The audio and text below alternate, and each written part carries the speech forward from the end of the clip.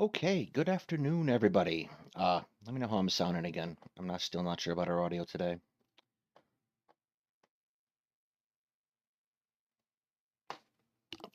So I kind of went back and forth about whether to do this, because this is a tricky, sticky subject. But ultimately, you're going to point out bad things on the other side. You probably need to point out bad work on what's theoretically your side as well, right? So we're going to look at the white leftist industrial complex, and we're going to talk about it a little bit. And we're going to talk about why it falls short. And talk a little bit about the nature of what it means to do something well versus just doing it for clout. So it should be fun, and at the end of this, I'm sure I'll just be utterly canceled. So let's begin. And who was just From the appreciating the beginning, theoretically.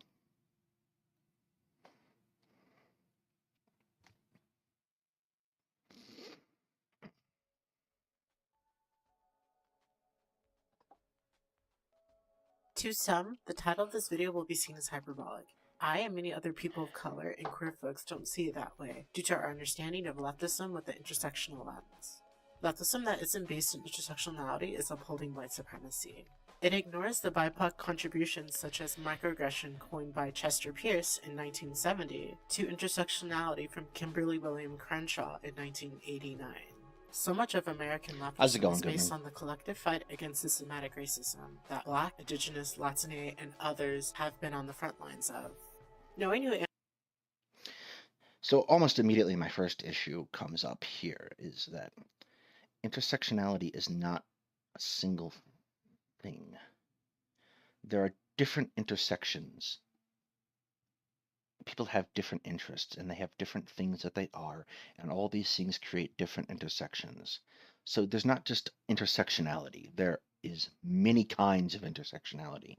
So on the whole, you kind of have to explain what intersections you're talking about, because there are intersections of class, there are intersections of race, there are intersections of income level, there are intersections of education. There are intersections of all sorts of matters, and you can't just set intersectionality out there and gesture vaguely to it. You can't just set intersectionality out there and gesture vaguely to it and pretend that that's a point, because you have to back up a point. You make a point, you make a claim, and then you provide evidence for that claim.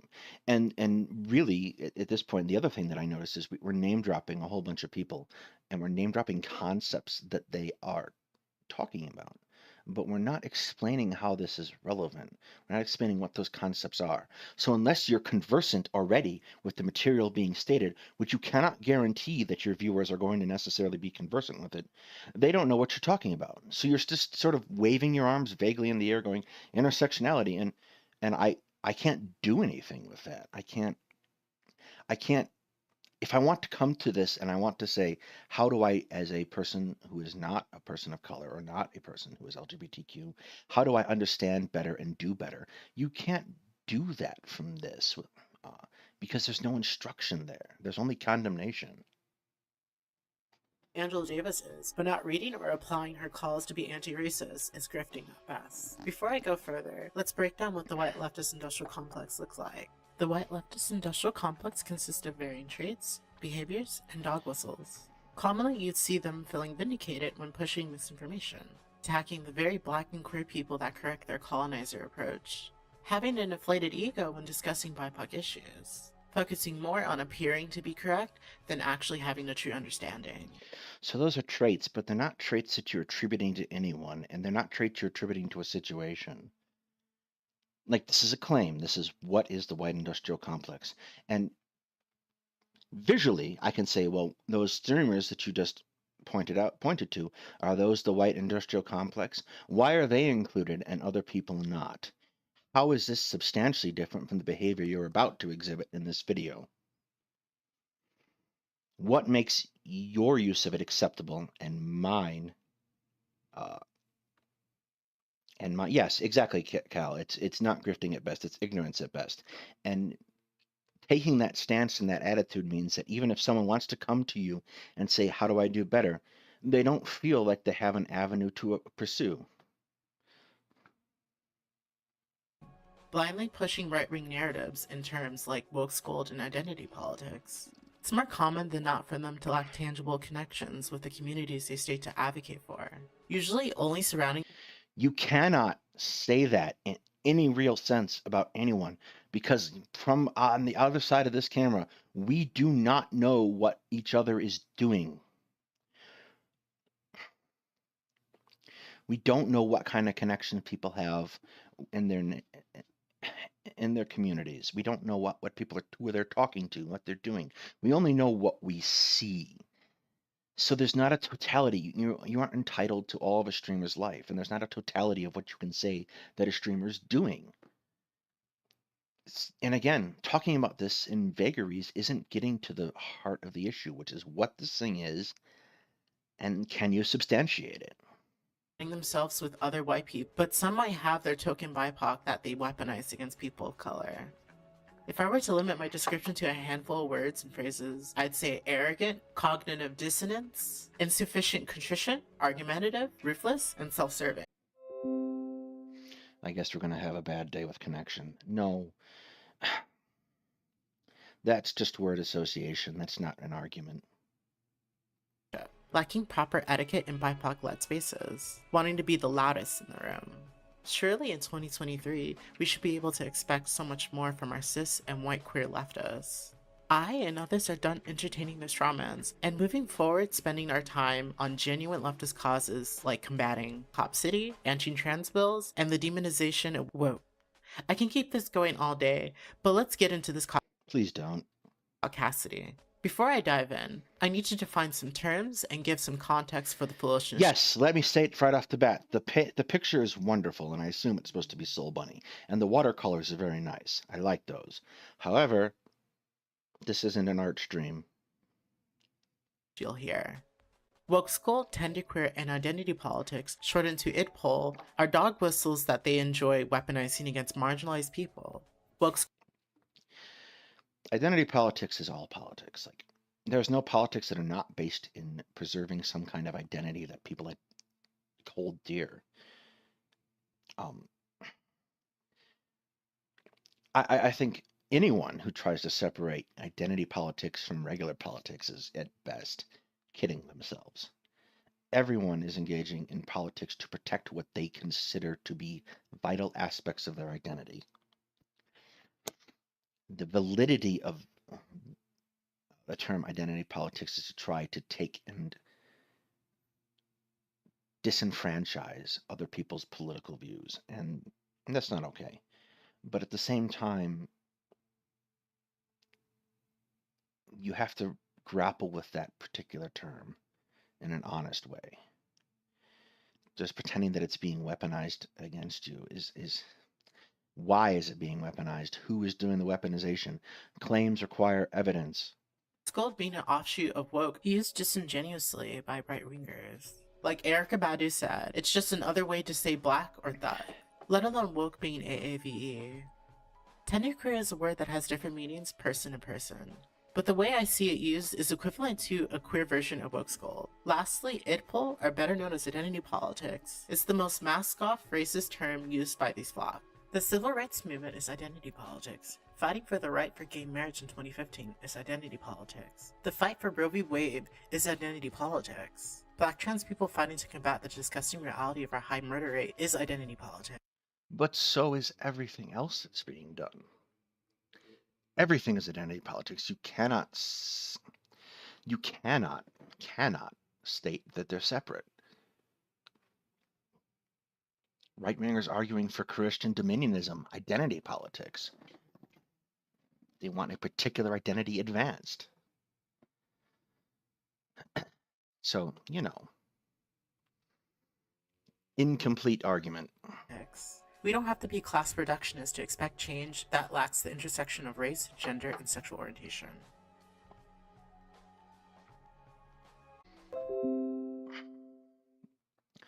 Yeah, we are going to have a bad day with connection, huh? You just got here. Are we spreading misinfo? Yeah, I'm doing gay ops on Tender Queers by encouraging my I'm encouraging my followers to make pick crew accounts and infiltrate Tender Queer Twitter. Because once they catch wind of the plan that we're using pick crews to infiltrate Tender Queer Twitter, they're going to all become incredibly suspicious of pick crews and they will eat each other alive. Does it matter which pick crew? No, just use a random one. But the more diverse, the better. Like, make it like a black butch lesbian with like, I don't know. Now that we're caught up on terms, let's dive into this complex. Given our current... What purpose did that serve to explain the argument? Yeah, OBS keeps disconnecting and reconnecting momentarily. But what purpose does that clip serve in the larger narrative? How does that prove the term or explain the term or buttress your argument that came afterwards? Was this scripted or was this stream of consciousness? I feel like it cannot possibly be stream of consciousness. current events with all the anti-trans bills, and even Joe Biden failing trans people, I felt it How does Joe Biden fail trans people? You made a claim. Back it up. These things are not self-evident. was only right to first cover the white queer community. When I say the white queer community, I'm talking about a very specific group of white queer people. Typically, these are queer people. So it's not the whole white queer community. Have a good one, Goodman. It's not the whole white queer community. It's specific people, right? Who are in mostly white spaces and lack the interest of changing that. They may know of intersectionality, possibly sharing infographics about them. The problem lies with them not applying intersectionality to their leftism, assuming that issues as they continue to not acknowledge black and brown trans people. They use the trans murder rate to advocate for themselves, while they ignore the fact that over 3/4 of trans murders are black trans people. Black trans people are already ignored by the media. We also have to overcome job discrimination, food insecurity, lack of housing, and overall, we're underserved. The overwhelming data has always been Okay, you're doing good, you're doing good, and then overall we're underserved. What do we do to change that? there, but the needed urgency still isn't there from cis and queer white people. We also notice the trans people of color they do embrace usually have to be cis-passing. Another hurdle is the weaponization of respectability politics against black trans people, which is why it's still mostly black trans people forced to advocate for ourselves. The fact that, as of right now, there's been 2 black trans women murdered within the last 2 weeks. Yet the white trans community, along with the media, can't even muster a fraction of support or sense of urgency they give to our white counterparts. Have you ever thought of how many black trans folks we wouldn't have to bury if we had a collective understanding of intersectionality? It can't be mainly white. You keep using that word, but you don't define it. You have to do better if this is what you want to advocate for, because no one knows what to do from this.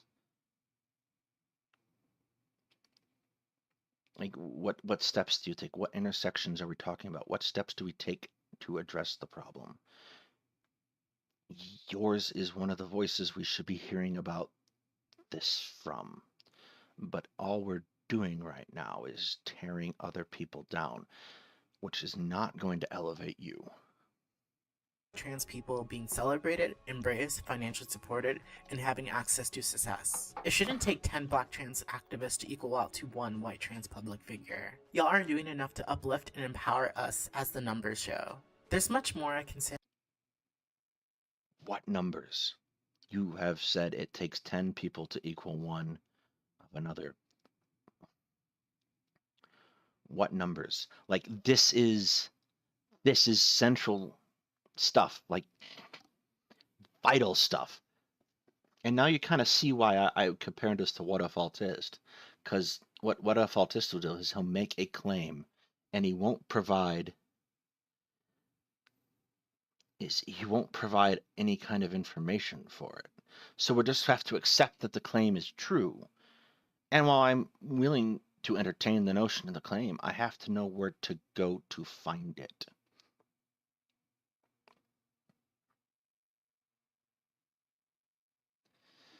No,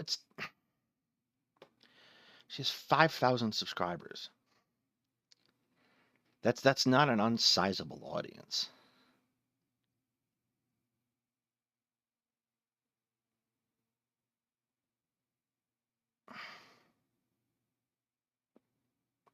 But also, presumably, Grant, they're hearing about this from somewhere, right?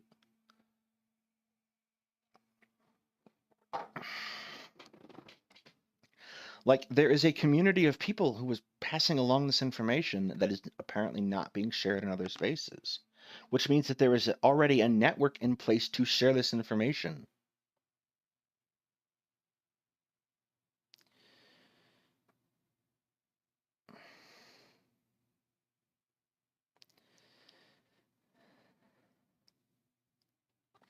Like, you're saying this is our problem that we're not doing enough about. Where can we go to do more?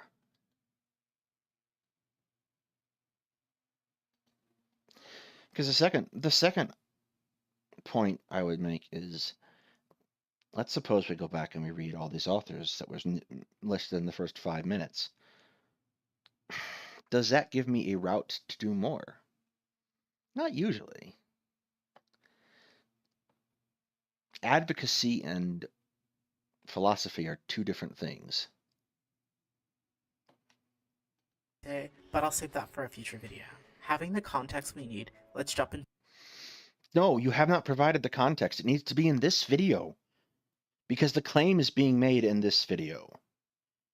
This is identical to when What If Autist does that thing where he references a video he previously made, so that now, while you're in the process of going through one 40-minute abomination, he says you now must go through, to understand 2 seconds of that 40-minute abomination, another 40-minute abomination. Into this queer caucasity. During Black History Month, 16-year-old Brianna Gay was fatally stabbed by 2 other minors. Kayleen, a fellow trans creator, made a very powerful video on Brianna Gay. This video gave the needed tone in the raw and real breakdown. It's just grief like flayed and then displayed, because I don't know how else to process. I don't know what else to do. Like, what are we supposed to say? What are we supposed to do? She was 16. She was 16, and for years she was being bullied and harassed. So, Connor, yes, hey, if it keeps people viewing, it works. Not really. The point of getting people to view is getting people to do something, which means that in your capacity, if you're streaming, you're trying to be an educator of some description. You're trying to persuade people. You're trying to get them to do something. In order to do that, the best way for me to do that as a streamer is to provide a route to doing. That's just pure grifting. The textbook. Like, they change 4 words per edition. Seriously. The route to doing that has to be apparent. This, I think, is a halfway decent point, but it gets marred a little bit. We'll see. And then Brianna Gay was stabbed to death by 2 other kids in broad daylight, a whole life gone. Maybe not a perfect one, but it was hers to live as she chose, or it should have been. But I get that, Connor, but it runs contrary to what we see later in the video, where they talk about how people are just doing things for clout. Like, if you're not making these examples, if you're not providing these roads to do something, then you're just doing this for clout. So you're doing the exact same thing, which is why I made a comment on Twitter that this video lacks self-awareness at the best. I'm not going to make any claims about the motives of the killers. I'm not going to speculate on circumstances. Here are the facts. Every day, anti-trans narratives are being pushed by the media by disgusting anti-trans activists like J.K. Rowling, Graham Linehan, Kelly J. Keane, Matt Walsh, and organizations like LGBT Alliance or Libs of TikTok. Constant articles, videos, tweets, books, press conferences, news segments saying trans people are bad, trans people are dangerous, trans people are predators, they're sick, disgusting fetishists that exist only to harm women and children, an existential threat to humanity deserving of nothing but disdain and disgust, inhuman, expendable, worthless. Even in the coverage about Brianna being violently murdered, she's shown the maximum amount of disrespect and discrimination. The Times, shortly after their original article that referred to Brianna as a teenage girl, updated it to remove the references to her being a girl, changing teenage girl to transgender teenager, and adding in her dead name. Brianna's family. What was that cut? I did not get that cut. Was that an original cut, or did Soulbunni do it? Released a statement. Brianna was a much-loved daughter, granddaughter, and baby sister. She was a larger-than-life character who would leave a lasting impression on all that met. Here's the thing. Yes, we have needed counter media forever, except the only places I see people putting out counter media have such a heavy ideological bent that they're never going to hit mainstream.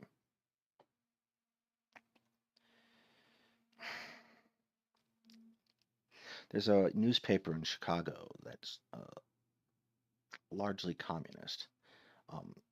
It's not a paper you'll see published on the side of the road. It's not in any boxes. It exists, but it has a very hard time hitting circulation because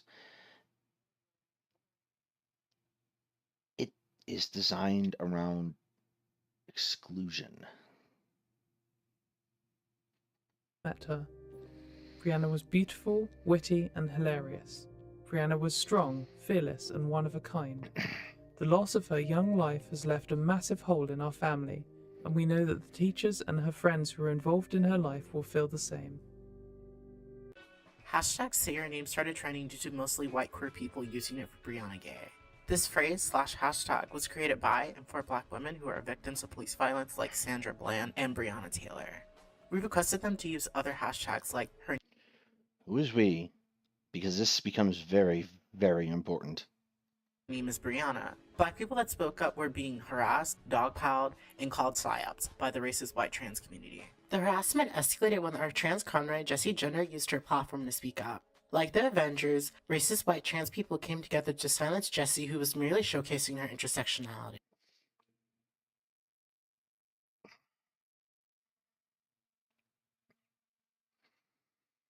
We is a problem in this sentence. I need to know who we is, because obviously it was not a monolithic opinion amongst colored people who are trans that needs to be a change of words. This was an opinion that some people had. And it's not necessarily wrong, but it also is not all encompassing. Your ideas are not the only ideas that exist.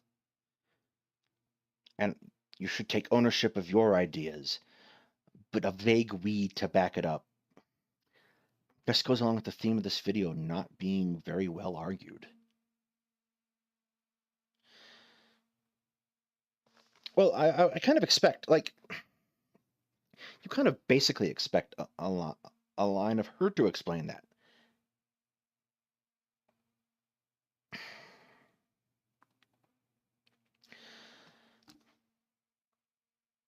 Like, a vague we isn't a sufficient identifier. It doesn't give you any room to interrogate the claim. Like, we can go back through that discourse if we want to go search Twitter or the Wayback Machine, and we'll see a whole bunch of differing viewpoints. Or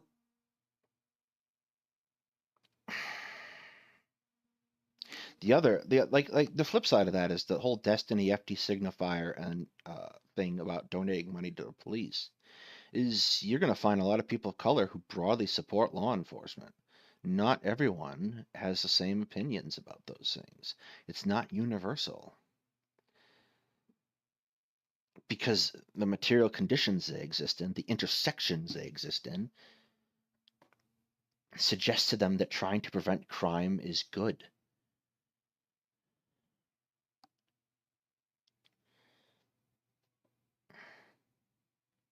The video got a huge bump from Jessie Gender, who I generally like. Just this is not critical thinking. Jessie is the sweetest and most understanding person known to LeftTube. This is alarming to see so many from the queer community harass and uphold white supremacy in the name of what? White entitlement? It's a damn shame. We have to make some connections here. to have our most charitable comrades harassed out of their skin for standing up for Black women. This can't keep happening. We as a community need to reflect and learn from these queer clan rallies.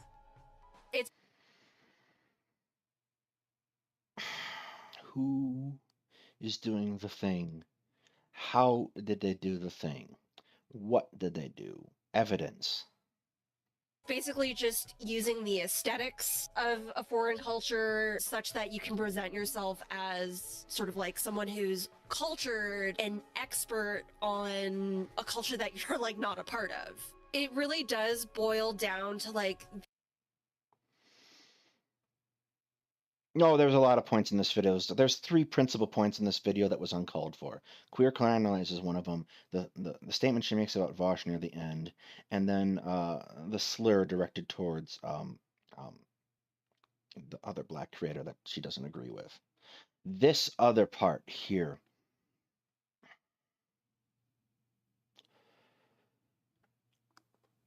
There are whole sections of cultures that are dedicated to understanding other cultures, to making themselves experts in those cultures. A lot of them work in intelligence.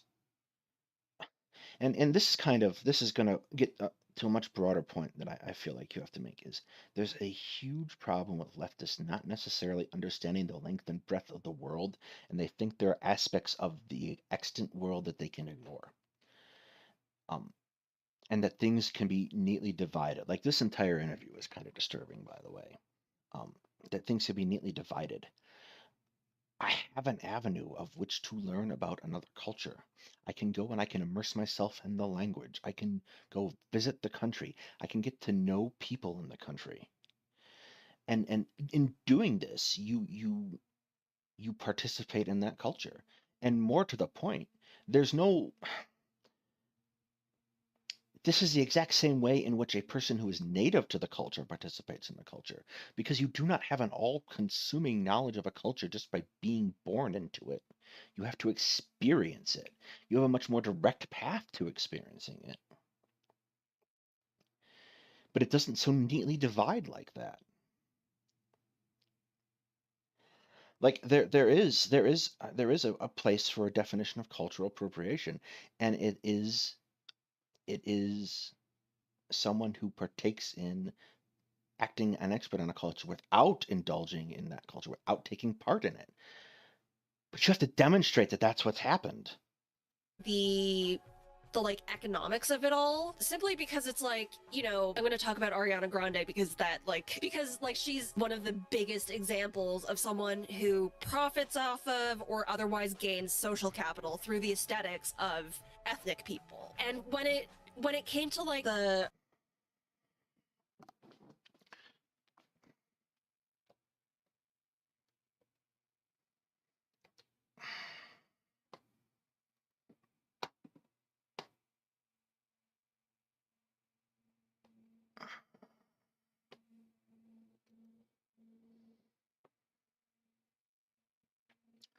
Yeah, but if you're going to make an example, it has to be, stop, bad computer.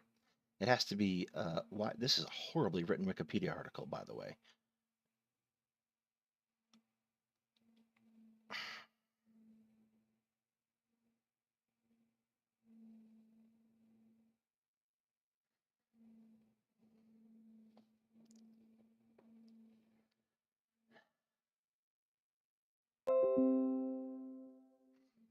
Thank you, OBS.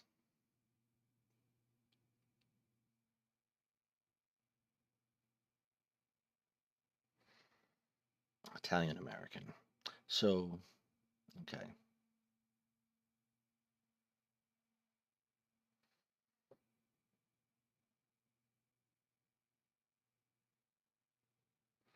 Oh, good. I'm glad OBS isn't working. Yeah, it's the going in and out inciting for a second. incident for all of this like streamer drama on my end, not drama, but you know, harassment campaign. I didn't even This is gonna get silly. say the words cultural appropriation. I didn't even say the words white supremacy. And a bunch of white people just kind of read into like what was, you know, a tweet that I posted at like 9 p.m. on a Sunday while stoned out of my face. And they added all of this outrage and they projected all of this outrage onto me that I didn't have. Cultural appropriation comes down to the issue of economics, where it's who gets to profit off of these cultures and who does. Well, that's actually an interesting point, Connor, is who is considered white is a shifting definition. And it's not just necessarily white, it's basically anyone. Like, who is included in any group is kind of shifting. So, like, for example, the Ku Klux Klan is originally founded in the wake of the Civil War, and during Reconstruction is an attempt to, a successful attempt, incidentally, to restore the antebellum social order of the South through other means. And it has a principal target: recently freed, enslaved blacks. And they relentlessly harass them. In response, the federal government, and this is one of the principal battles of Reconstruction, the federal government deploys troops and they engage in counter-terrorist efforts to stop the Ku Klux Klan. And to a certain degree, they are successful in stamping out organized Klan activities for a time. So now, the Ku Klux Klan is essentially dead in the water. They have achieved their goals. They have been militarily squashed in a second civil war almost. And they're basically gone. But then The Birth of a Nation comes out in 1915. And the Klan experiences a revival. And suddenly they have an expanded list of targets. So they're targeting black people who are essentially politically repressed already because of Jim Crow laws. They're targeting Catholics, which, for example, is not an insubstantial population of Italians that are starting to emigrate are Catholic, Irish Catholic. You have like they have this. They're really the first iteration of America first. They're targeting Jewish people. It's a very Protestant-based movement,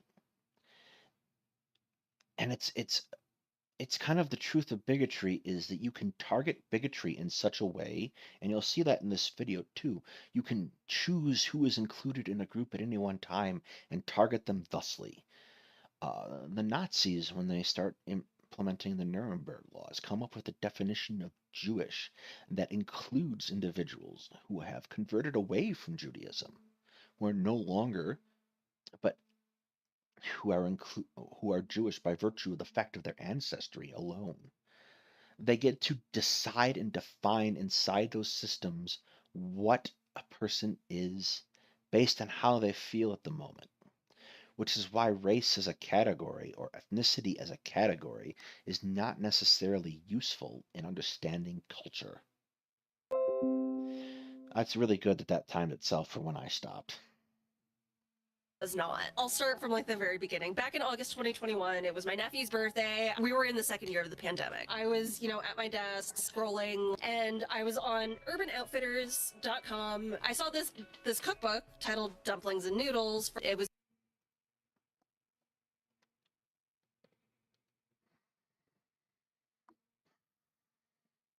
No, I don't want dumplings near me.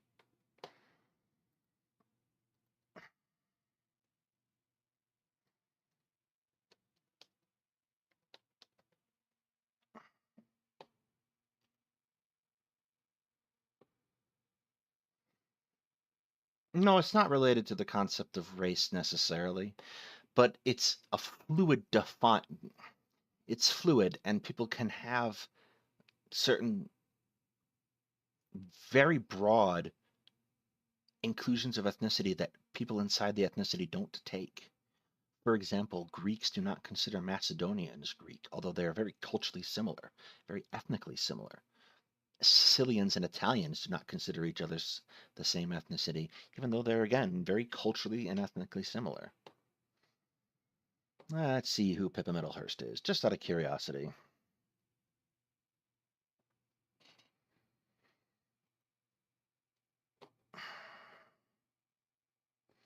Probably not notable enough to...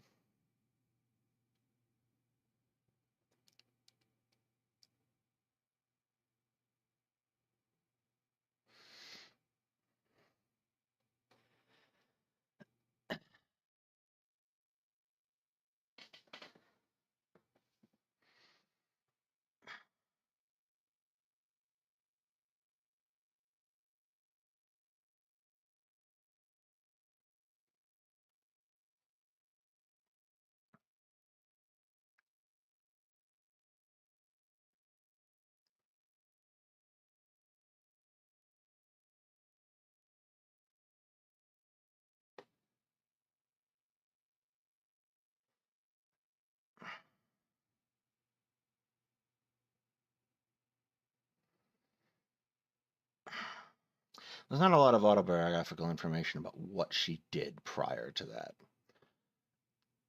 Because there are a lot of chefs that go around before they write cookbooks and they travel to different countries and they learn from the chefs that uh, cook the food in those countries.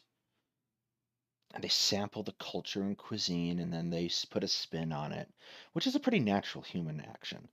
Um, Whether or not she did this, I can't really tell from that, and she doesn't appear to be notable enough to have a much more significant article about her. Uh,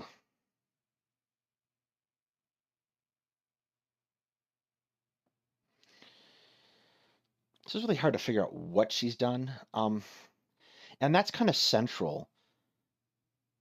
Like I said, there's a definition of cultural appropriation, and then there is just calling anyone who looks at another culture appropriating it, and I think that's a problem because we are long past the stage in our technological and social development where we can silo cultures. Like the world has been in contact now with each other for thousands and thousands of years. They've been trading across different cultures and barriers, and cultures have been mixing, and cultures are fusions of cultures. There isn't a separation that's very neatly delineated if you really understand history. Like China and Rome traded with one another. They're not that they traded with another. They would have crossed paths with Persians. They would have traded with Persians. They would have traded as intermediaries. Like there's a lot of interaction happening throughout history. So we have to explain and define what's happening here. And this video doesn't do this. This interview doesn't do this. So we just have to take for granted that this is the thing that's happening. And if you're critically thinking about the world you live in, you can't do that. You do not have the position to do that because it's not there to be properly explained. It was about Asian like steamed buns and Asian noodles and all that, and I was like, oh, that's cool. It was like, oh, this is interesting. Like maybe I can get an idea from it. But then I saw the author's name, Pippa Middlehurst. That doesn't sound like an Asian woman. That sounds like a white lady from Britain.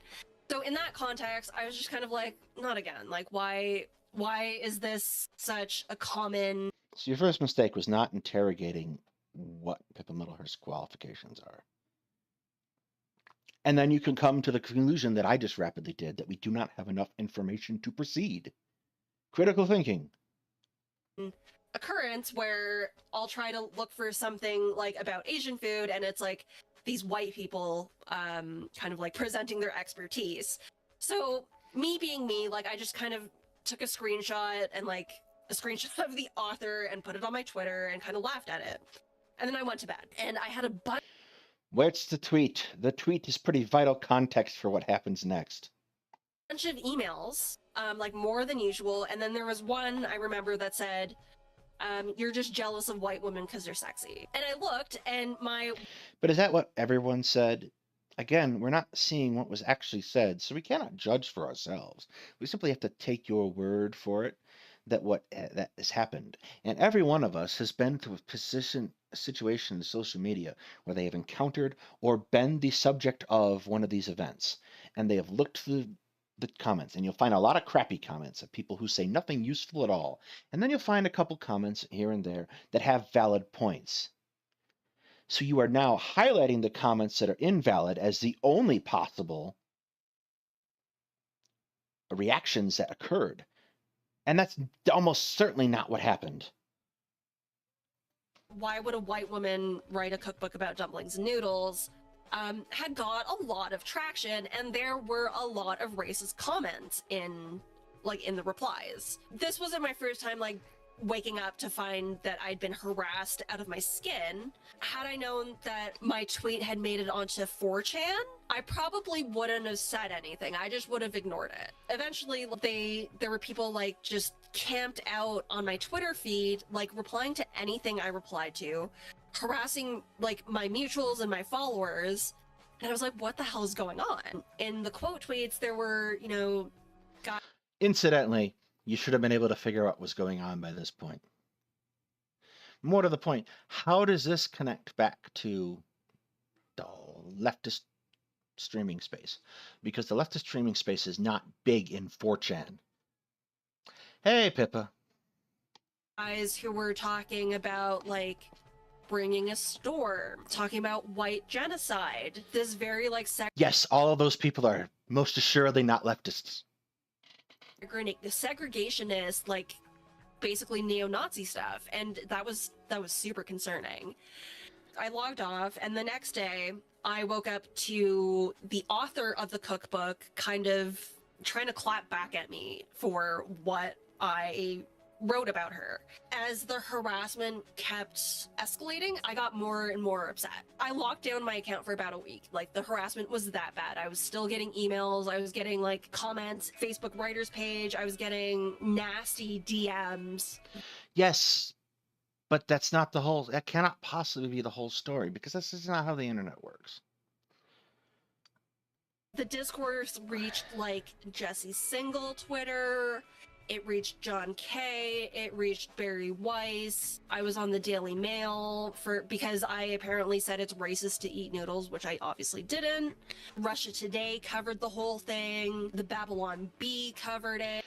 None of these publications are considered left-wing, and they do not cross with what we're talking about here.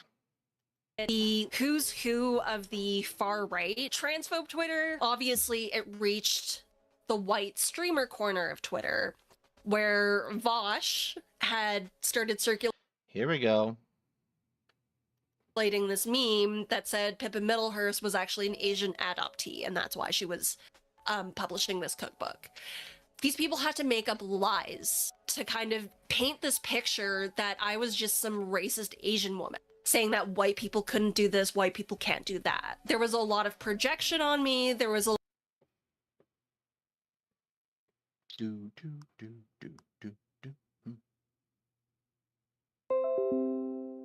Okay, that was the longest one yet.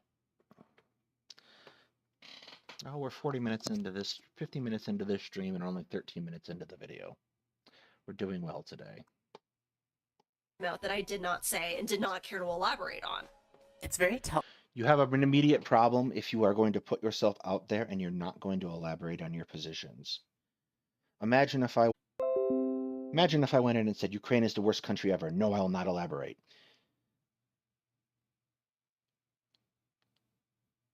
Maybe, but Vosh is one streamer, and it's not like he's always right. Like,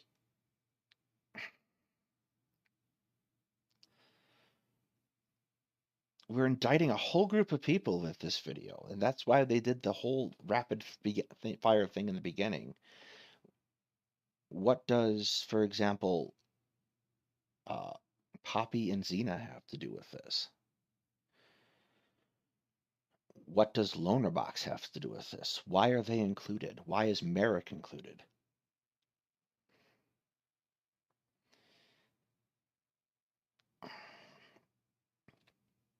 Telling that the same white leftist that has a history of going after people of color joined the right-wing 4chan dogpile. Pushing the same straw man. What history of going after people of color does he have? Evidence.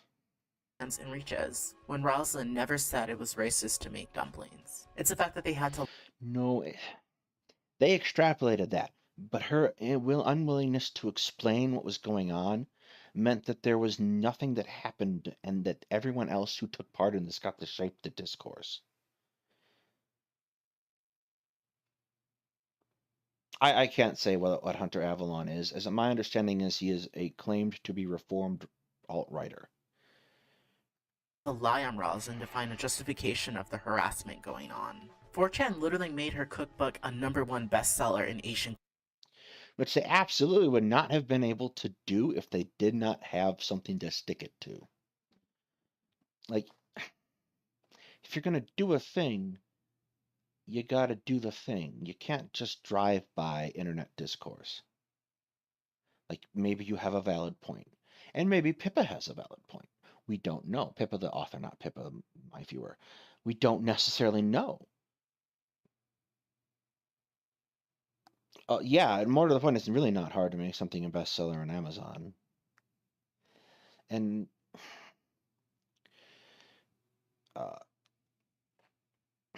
like the number of things that I see bestseller, like just create marketing campaigns, create categories to cooking on Amazon. Keffels wasn't as big at the time, but she had also piled on. So Keffels was like quote tweeted it at the end. Fuck. They did a planned outage on my internet last week, and now it works less well than ever before.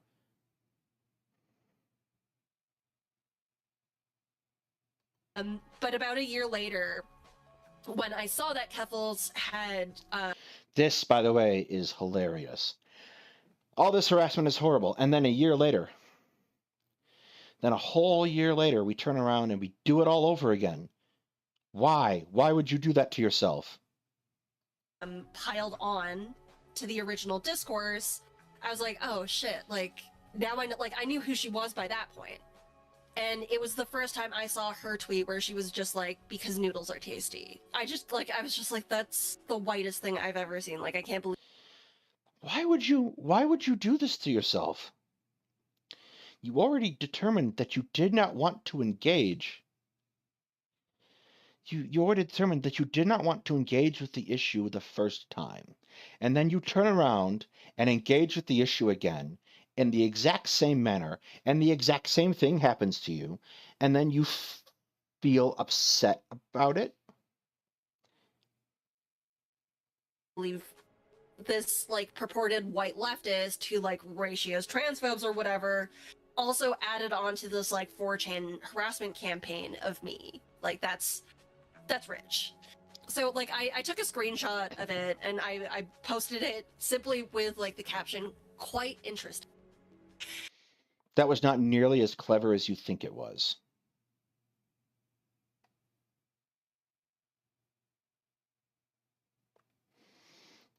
And somehow, like a day later, Keffels found it and she Yeah, it's almost like you quote tweeted someone who, I don't know, read their replies.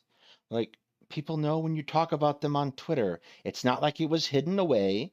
It's not like you didn't do it in such a way that she couldn't find it. You did it so she could find it. And then she responded.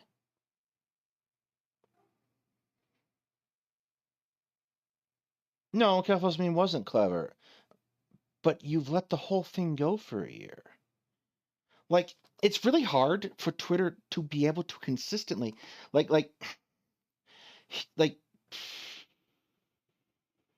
yeah, that's hardly harassment.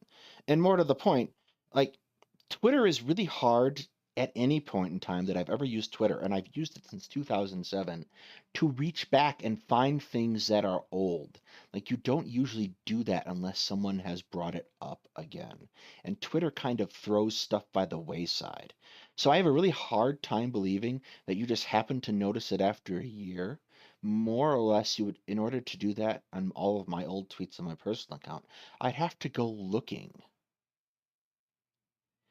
So it looks like you went looking for the thing, you found the thing, you replied to the thing, and amazingly enough, they replied back. Half of that is how Twitter's supposed to work. You're not supposed to go looking for the thing in the past. Like, Twitter makes it very hard to do that. It's a very crappy search function. tweeted me and the harassment campaign amped up again. In her You invited it. Like, what purpose was there to resurrect something from a year ago that you did not like the first time? What did you think would happen? It's like Sideshow Bob and The Simpsons stepping on rakes. That's literally what this is. Her same, like in the same thread where she quote tweets me, she's like, Rosalind is just doing this to like get attention because Yeah, it really looks that way, actually. Like that's not a bad assessment. I have a much bigger account. Like, I don't see the problem with what I said. You know, and you're welcome. Rosalind is welcome to come on my stream and debate. You're setting me up, and I'm not falling for it. And it.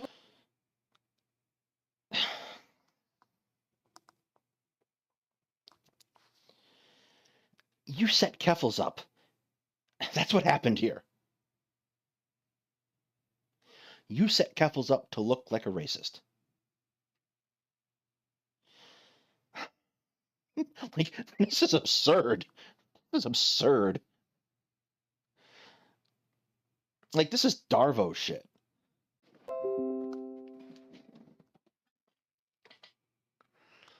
And it's really interesting abusive behavior because it's abusive to Keffels and it's abusive to yourself. Like therapy might be in order more than anything else. It was just like, she just proved my point in that entire, like, not exchange, but like in her quote tweet of me, she like weaponizes her white woman tears because she thinks I was trying to cancel her, even though I was just making a joke with my followers like I was with the original.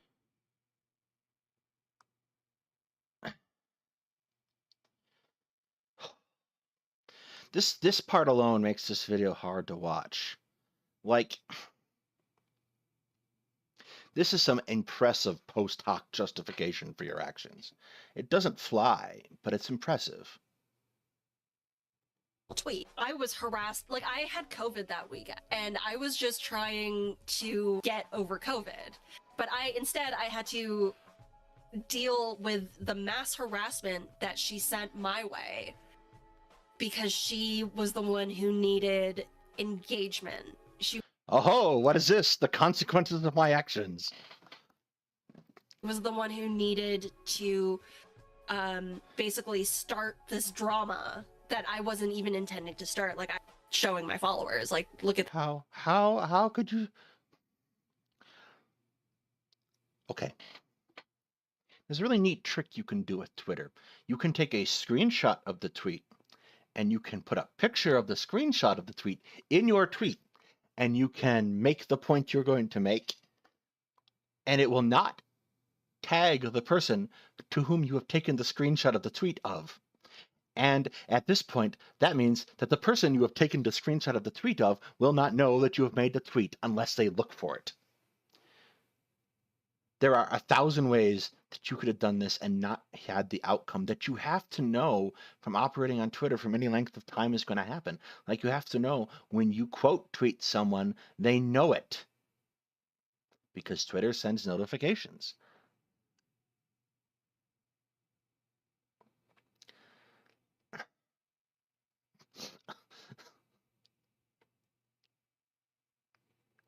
this white bitch. This is ridiculous. And rather than just like leaving me alone, Also, incidentally, none of this is helping you beat the rap of being bigoted. she relitigated that that harassment campaign. We've been dealing with these issues a decade, if not more. Like, you would have a valid point here if Keffels had done of her own accord, went back and dug up the thing from a year ago to do it again. And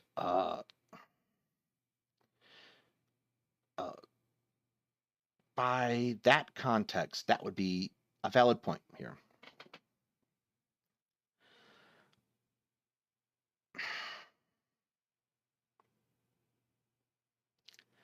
But that's not what happened. And it's disingenuous to try to make that look like that's what happened. Been a writer since like about 20. This wasn't the first time I've seen a white woman position herself as this expert on dumplings and noodle and trying to get all of this social capital and trying to build a platform on her so-called appreciation of quote-unquote Asian culture. It's not about can white people do this. There are a lot of cuts going on there that make me wonder what was being said. Like, those are not sentences. That's like very badly done. Like, let's be honest, I'm not the world's greatest video editor. But I feel like the way those cuts go, context has been removed. So you're taking a video, like how do I not see this entire video in bad faith? Yeah, like, And then that again gets back to what is cultural appropriation? Is cultural appropriation anytime someone participates in a different culture? Because that seems unreasonable given the historical record. This, white people can't do that or else they're racist. It's, oh, we don't want to listen to the critiques of any marginalized person or any racialized person because it makes me feel bad. And That's not what's happening here. You made an unwarranted assumption. You did not investigate that assumption beyond a surface level. You did not participate in the ensuing discourse that happened around your unwarranted assumption. And you allowed the situation, you had no media discipline, and you allowed the situation to grow out of hand.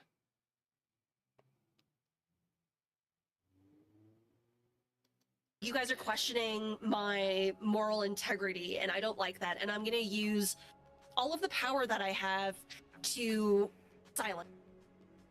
Keffels also ran a blockchain on anyone that liked, retweeted, and commented on the harassment. This was the first wave when Black trans Twitter got blocked en masse, making her space more insular and white. Once again, another moment showing white. I don't know, like, blockchain is a pretty specific connotation in the crypto world.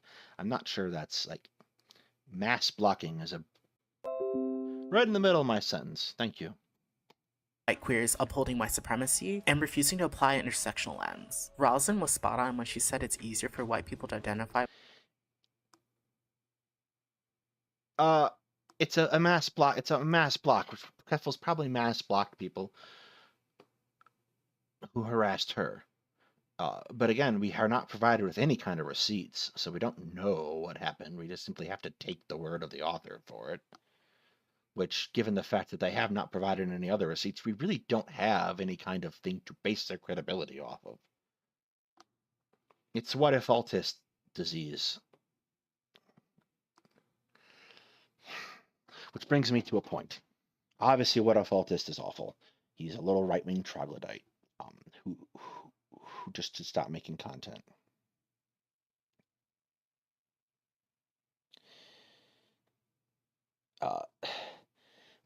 And the reason is that he's wrong.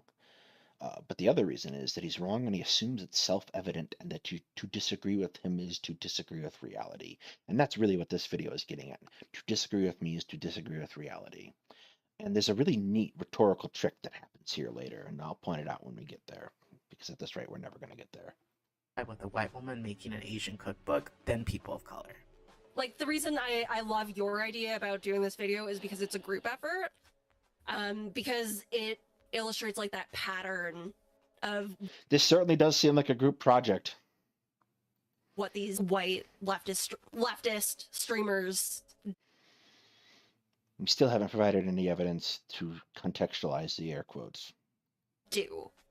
And how they... Your points are not self-evident, and this is about to get really ironic at best. You know, kind of weaponize their platform to just do racism on a daily basis for content.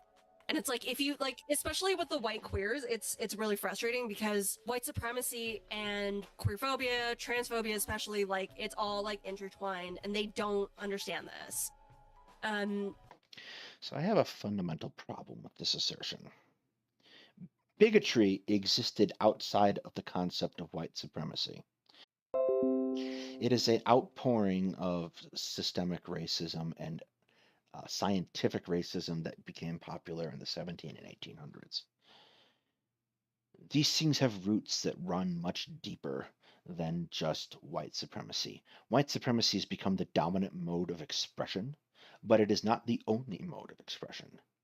And it does not going to magically solve the problem of bigotry. It is not the only form of bigotry. It's just dominant.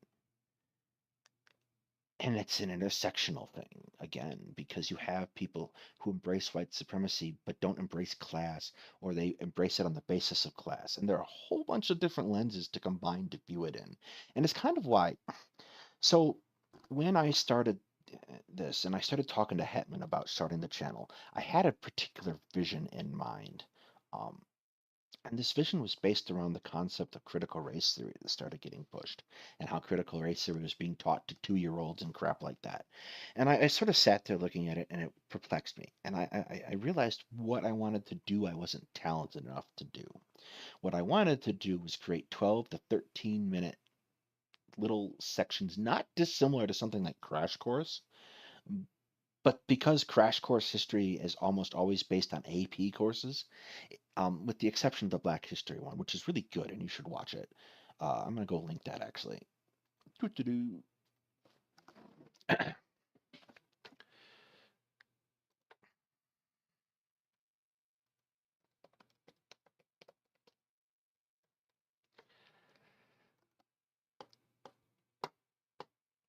This is the one. Yeah, this is the one I want. View full playlist. Don't play the playlist. Share the playlist. No, I don't want to report the playlist. I want to share the playlist. That's the button I want. Copy link.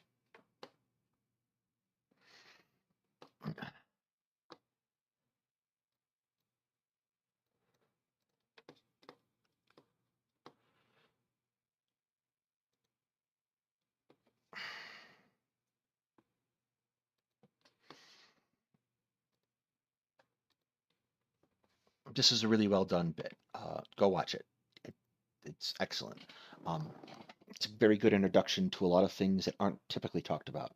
But so like you have Crash Course and you have John Green doing his thing, and he does a great job of laying out the basic course materials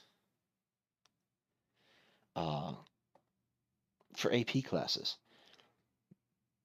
But AP is controlled by College Board, which is in turn beholden to places like the textbook bodies and the school boards. So it does not necessarily do a great job of pushing narratives that are not acceptable to conservatives. And what I wanted to do was set up a thing that could be used in a classroom of a decent quality that you could use to teach history more broadly. And two immediate problems turned up. The first is I am not necessarily talented at AV stuff, as you probably have noticed. The second immediate problem is the scope of such a project was so unearthly huge for two people that we realized it would rapidly become impractical to do what we want to do. Like, we were looking at indigenous cultures in North and South America alone, and I realized that this alone could be a lifetime of teaching. Like, the editorial choices overwhelmed me. And that's kind of where this new format of the back and forth and the dialogue and the research and then coming and talking to you guys about it came from, is that the editorial nature of the project overwhelmed us. And we realized that the best thing we're ever going to be able to accomplish is bouncing through topics.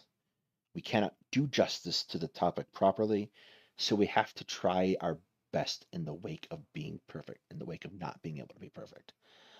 And that's kind of where the philosophy, like some of the core philosophies I outlined for this, like not doing a bad thing poorly. Yes, blockchain is silly in and of its own self. It's not even a useful term. Like, ugh. But you get my picture, my point. There's a whole bunch of stuff that kind of just doesn't work. There's so much. There's so much in the concept of studying the past, or in the concept of politics, or in all of these things that there's no way to just sit here and proudly proclaim that I can be the be all end all of it. I cannot. No one can. It is simply incapable. There's too much in specialization. The best thing I can do is dive into a topic and try my best to give a decent picture of it. And I think we've done that so far. But we're still new. We can still do better. We're going to do better. We're also not going to do this crap. Like, everything's intertwined. And white queers who are doing this, like, you know, doing racism for engagement bait, they don't understand how they're also shooting themselves in the foot. there was a part of me that wanted to believe that, This is a little bit paternalistic, I think. you know, self-proclaimed white leftists like understood what was happening and like what my issue was. But at the same time, See, your behavior makes me think you don't understand what your issue was, because you went and did the same thing that you didn't like have happened in the first place. You did it in exactly the same way. it's like this is what white people do. They're going to, you know, circle the wagons and protect their own and essentially protect themselves. I think because they are more, I think it's easier for them to identify with Pippa Middlehurst than it is to identify with, you know, people like us. You know, I think a lot, like, you know, even in like progressive circles, I think racism is still kind of like a taboo topic for them.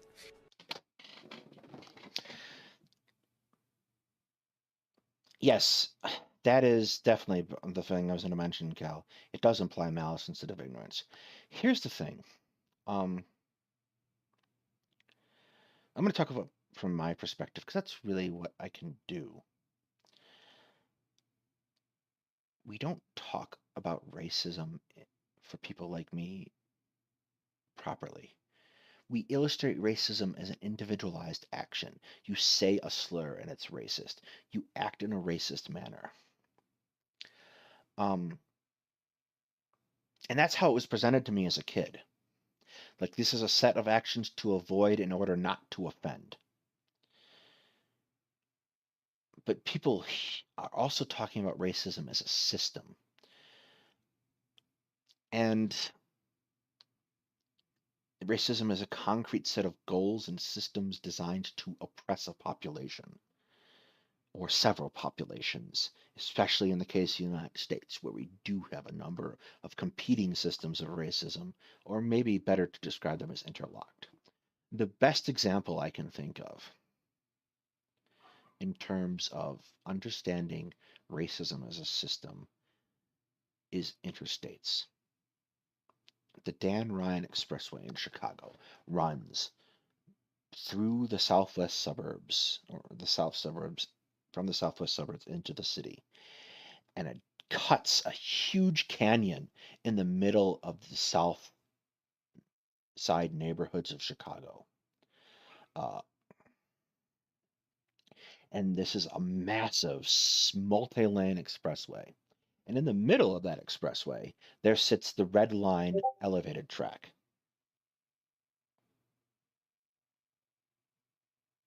I don't know who that was. It sits the Red Line elevated track. That is the principal route from those neighborhoods into downtown and past downtown into northern neighborhoods. This expressway is elevated on the northern side of the city. It is sunk into the ground as a massive canyon on the southern side. It changes at the area of the circle interchange where UIC is. Also, the demographics start to change at the circle where UIC is. UIC is infamous for gentrifying the neighborhoods it surrounds. And this is a product of racism. This is a design that was made to divide these neighborhoods in half. And it creates so many problems, compounding problems. It creates problems for businesses that are separated from one another. It divides the community into different zones. It creates air quality problems. It creates access to health and grocery store problems. Like it's where the majority of Chicago's food deserts are. Like, this is a systemic choice that was made, and it has reverberating implications. And we learn about this usually by accident if you're someone like me. Like, it's not something that you're overly exposed to until you get into the history of the city of Chicago, which not everyone does. So you have this paradigm that was presented to you as a child, where racism is actions that you take, things that you do, words that you say. And then you have this very valid paradigm that you might be introduced to later that says that racism surrounds you and permeates the world you live in and has reverberating consequences throughout generations. And this particular view that you are not taught as a child and are not indoctrinated with is vital, but it also something that you will resist heavily because it runs very counter to the thing that you were told that you were good at as before.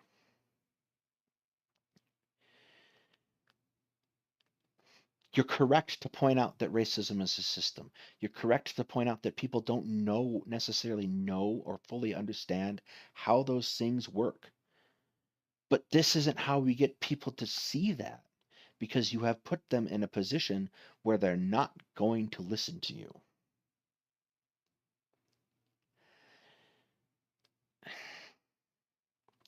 I don't know if that made sense. Hopefully it did. We're going to go on.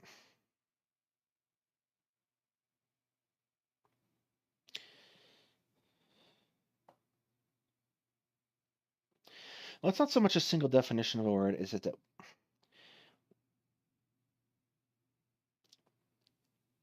let me figure out a better way to explain this. There's a fundamental difference between the way conservatives see the world and the way that progressives see the world. Conservatives see the world through the lens of morals. Crime is a moral failing. You're morally failing to live up to the expectations of society. And they rate crimes very radically differently, and they tend to define them in terms of what is legal and not legal. So morals becomes inexplicably linked to legality. So you don't see moral condemnation, for example, for wage theft, which is the most common form of theft in America from conservatives. And it's not criminalized in the same way that breaking into someone's house would be and stealing their television. Progressives tend to see this differently. They do not see things as moral failings. They see them as results of systems. So that's where you get this dichotomy between individualism and societal cohesion.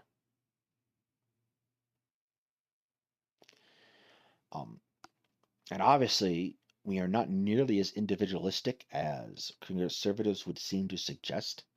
We require cooperation or submission to accomplish great projects. You either have to get people to work together, or you have to crush them underfoot and get them all going in the same direction. That got remarkably realpolitik.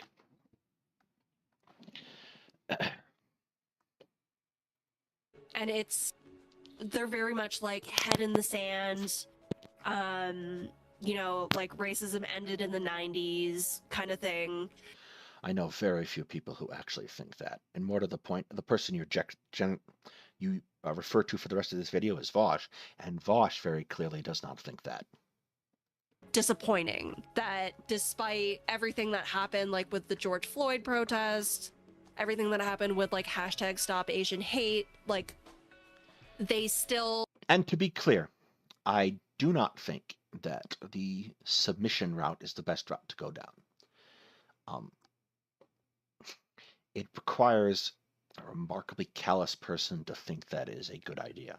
However, it is an idea that is very popular in corporate America. Like, that is how most corporate middle management works. Hasn't Vosh mocked? I'm not nearly conversant enough to not be able to do that sentence without some kind of qualifier there. Hasn't Vosh mocked what view?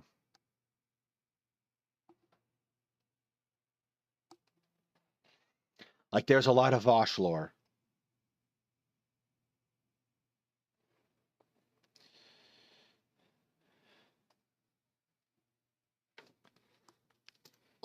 Could not fathom why I would be making fun of a white woman who wrote a book about Asian dumplings and noodles. Did you say that sentence out loud in your head beforehand? I'm pretty sure he probably has. Usually when I watch Vosh, it's 10-minute segments from one of his clip channels. I have a very difficult time watching him talk to himself for an entire stream, to be perfectly honest. all of these white people and, you know, even some Asian people were basically accusing me of attacking this innocent white woman who So there's a very important qualifier there. All of these white people and even some Asian people. It's almost as if there are not monolith opinions based on racial categorization. was just appreciating the culture. And it's like, y'all, like these white people love. Is her use of y'all there cultural appropriation by her own definition? I'm just wondering, because that seems like very southern United States white culture. This culture that we create, this culture, like these ethnic foods, these, you know, what television, the products that we put out. But it is true, I will buy the crap out of rice noodles to put in stir fry. If it were up to them, they would rather be the ones who are kind of like gatekeeping these cultures and presenting them in a way that's palatable for their like white friends, for their white audiences. I don't think that's the case, though. Like, this is not a universal case. We need to qualify this, say who's doing it, and then be able to analyze our actions. Like, this is just as bad as saying all women can't drive or park or any number of statements like that. This is the exact same thing that you are accusing people of doing, you are yourself doing. They want to be the ones gaining the social capital. And it's crazy because, you know, these... There's also a problem, I think, too. Like, if I go into my demographics on the channel and I look at what all you guys are, it gives me numbers that I know from talking to you guys that simply are not true. Like, we have an inordinate amount of trans women viewing this channel for our size. And Google has a problem because it does not define trans women as women, it defines them as men. So my demographics consistently say that the channel is viewed by 100% men, and that's just not true. I know this isn't true because I've talked to you guys. So demographics from Google are not necessarily useful in the same way for me that they might be for Google. Like, if this channel ever gets monetized, and that's probably going to be a very big if, there's going to be a huge problem with ads not matching demographics. See, I don't know. I don't know, because it was so long ago that I set up my personal account, and then I set up this Two Guys Talking History account as a business, and it didn't ask me to get that kind of information for a business because it doesn't assume that corporations are people, which is a different challenge for a different day. So I would have a hard time remembering that, but I would imagine that Google is asking you for that information and using that information in its linked accounts across its linked products. That's probably the most likely case. And it's very likely that people simply, for example, just not change it over. But also, the system is set up around the binary. So it does not necessarily register non-binary people, for example, who aren't going to show a preference. There's all kinds of gaps in the demographic information because all of these things were set up before the awareness started spreading that these things were important. Because really, we really are in kind of a renaissance of identity right now. Oh, you can. It just doesn't bother to tell me. Okay. These white leftists are supposedly anti-capitalist, but they don't... It absolutely doesn't reflect in demographics. Like, I'm just going to go and check a video just for funsies.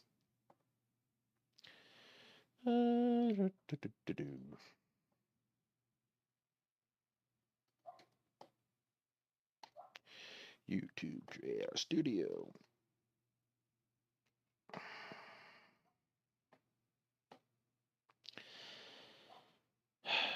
Let's go check something I know pulled in multiple.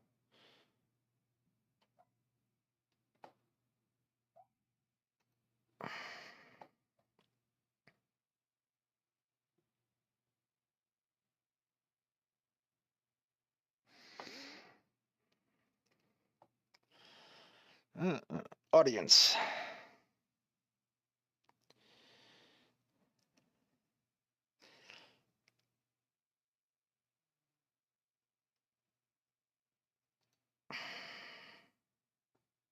Well, that was less than helpful.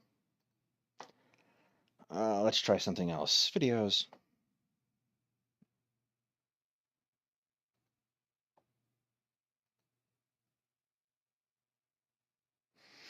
Yeah, it's not even given decent information here. What about broadly speaking? Oh, look at that. 44% of viewers are not subscribed. Are you subscribed?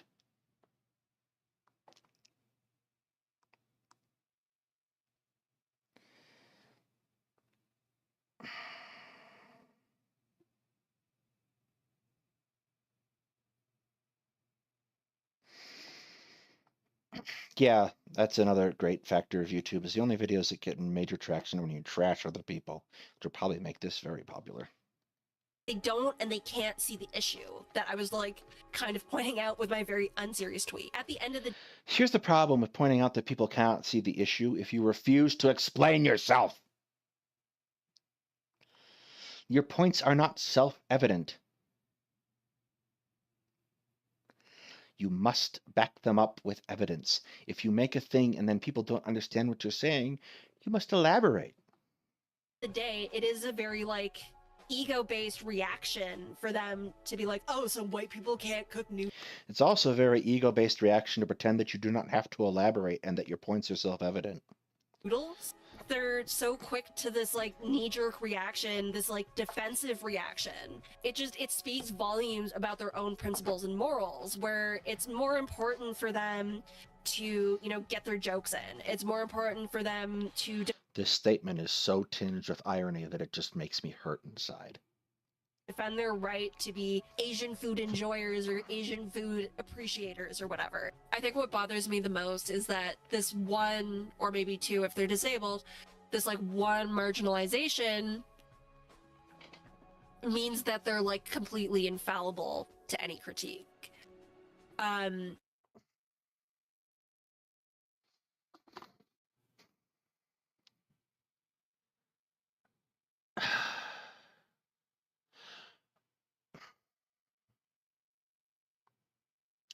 I want to wrestle with that statement for a moment because there are implications here that I don't think were intended. The first and surface level variant is, how is this not terribly dissimilar to what you've already done? What's up, Bubba? Okay. We'll wrestle with this in a few moments. We're going to take a quick break here.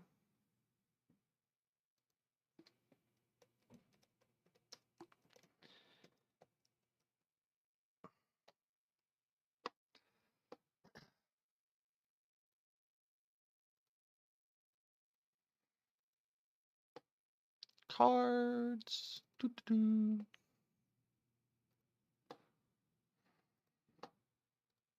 Because Avery would like to go potty.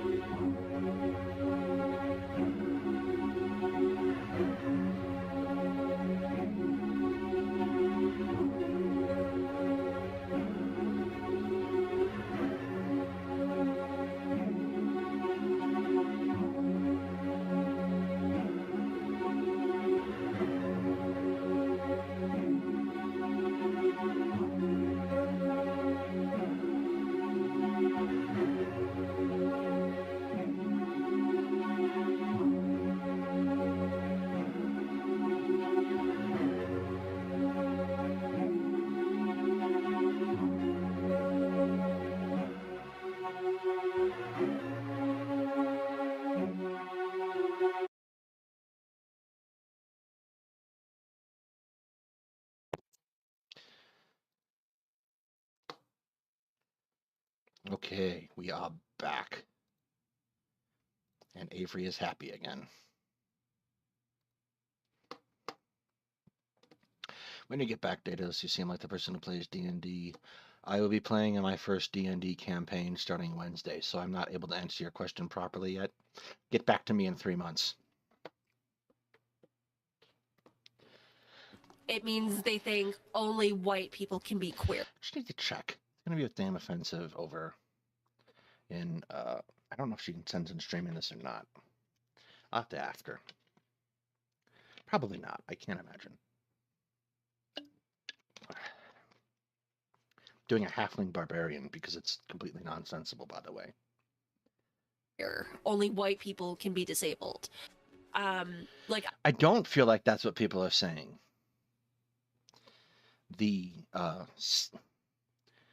Like, these are all claims, and they probably should be backed up with some kind of mass amount of evidence, like a survey, or I don't know. Vibes is not evidence.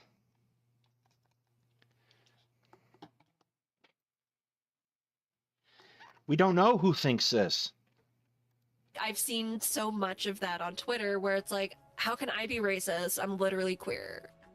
It shows like this fundamental misunderstanding. I follow an awful lot of people who are not like me on Twitter. I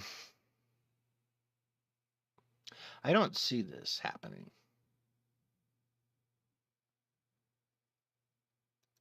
Of like intersectionality, where if you're marginalized, it like gives you a pass or something. It's like a sticker that says like, I'm perfect. I'm oppressed, therefore I'm perfect. It's like they're using it as like a badge to say, oh, I'm progressive. Like my marginalization means I'm progressive and I can't be racist, and it means I'm perfect. And it means that I'm the most important person in the room because I'm so marginalized.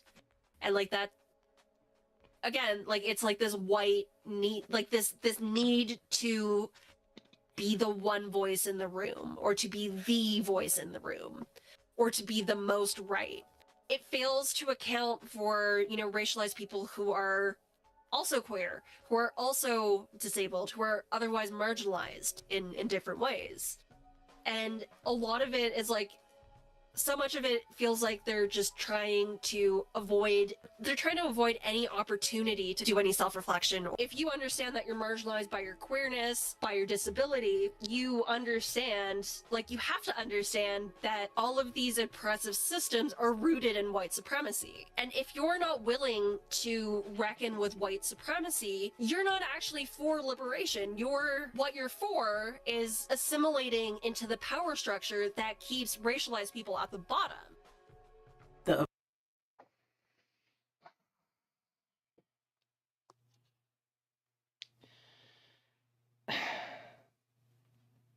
Okay, I'm going to tread very carefully.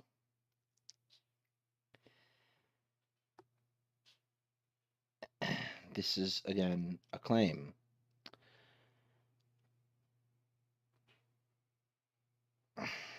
We need some kind of, I don't know.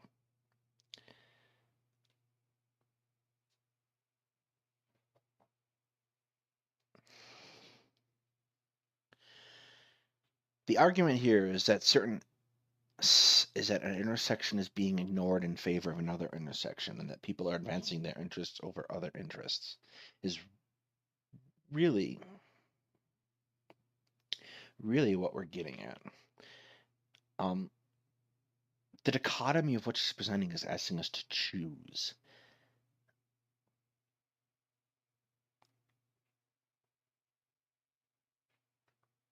Liberation is a very broad term.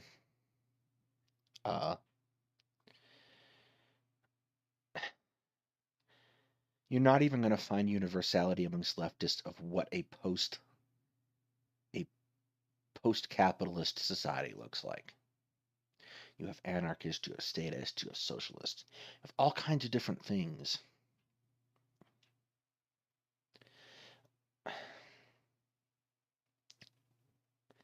There's not one view of what leftism is.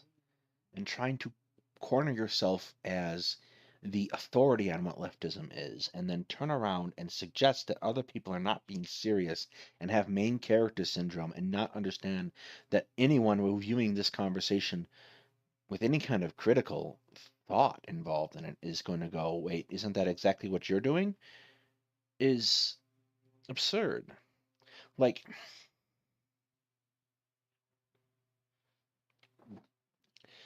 like, it's the worst thing to do because want I don't want to dismiss out of hand what someone is saying, but I don't have anything with which to make it go. There's no prune juice here. Avoidance of reflecting on their whiteness within the queer community is one of the biggest issues in our community. It's shown a lot of times when they There's that word again. We are us.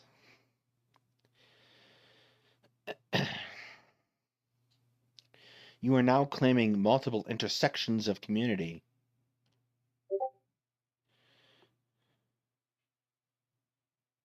can't hide behind their queerness to trans people of color. That's when you'll start hearing identity politics, woke scold, and oppression Olympics. That's when they run blockchains on intersectional posts to maintain their narrative and pedestal There's that word again, blockchains. they place themselves on. You can say There are a lot of common causes between groups, Cal. There are not a single common cause, is not really what's happening here. Any solution that comes to society at this stage is going to require a compromise. No one is going to get everything of what they want.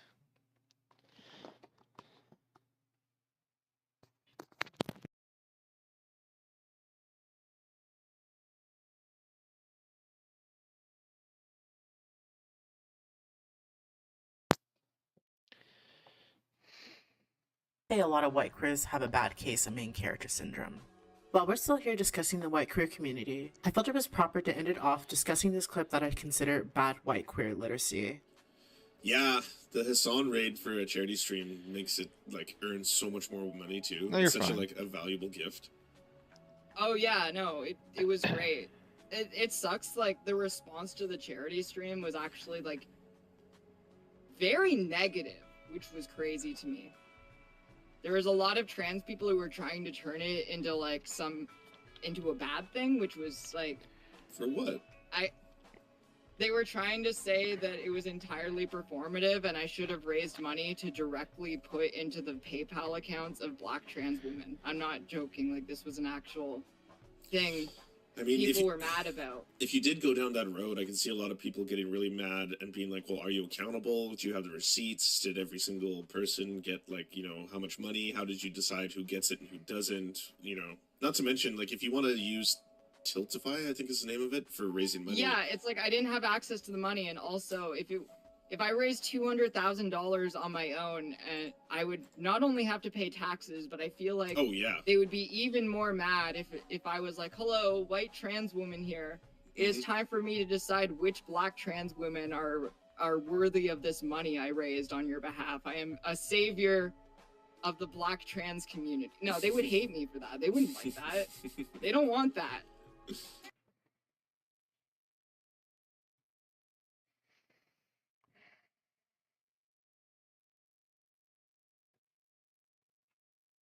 I felt it was proper to end it off discussing this clip that I consider bad white queer literacy. Yeah. Why is this bad white queer literacy? It is not self-evident.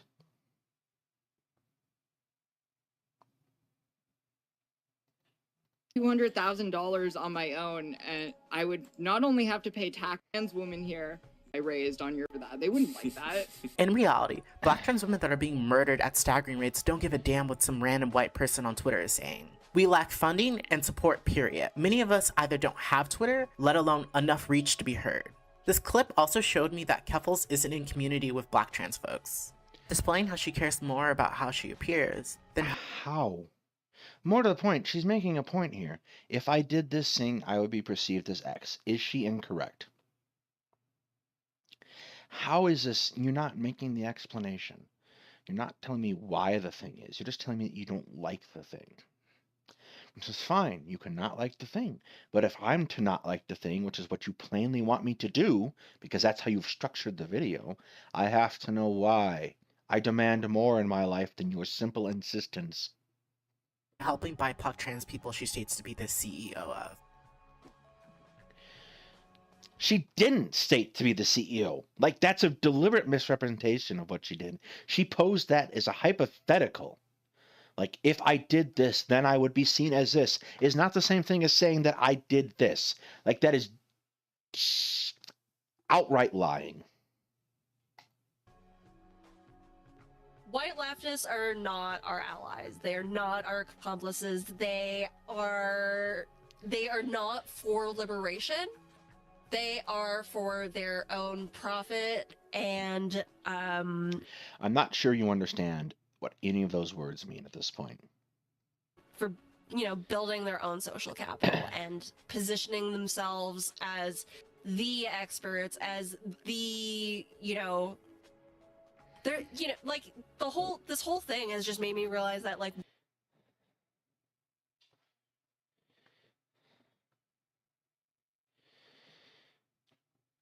No, but that's kind of the point of intersectionality, is there are unique elements. Yeah, you're exactly right. It also cannot be explained by white supremacy alone. Like, she keeps talking about liberation as a singular idea, which means that I don't think she understands intersectionality. Like, they keep using the word, but they don't contextualize it. And it's a word that demands contextualization. You can't just sitting around and saying, oh, this is an intersectionality is kind of like being an undergrad who just learned a term and is using it to impress people. It's you got to demonstrate what you're talking about, and if you want people to do it, if you want people to get your message. the only thing they're serious about is this like individualist need to be visible, basically. Yeah, it's almost like you were posting a tweet where you make fun of an author of a book in order to become visible. To be the funniest in the room, to be Twice! the most progressive in the room. It just kind of made me realize that this is just like a facade to them. This is just a game. They have no like actual stakes. This is the biggest self-report in this video. This is a huge self-report. This is what you did, and then you're trying to pass it off as a quality that belongs to an entire nebulous group of people. In the game. Like it's basically like this is like the idea of like liberation is not something that they're really thinking of.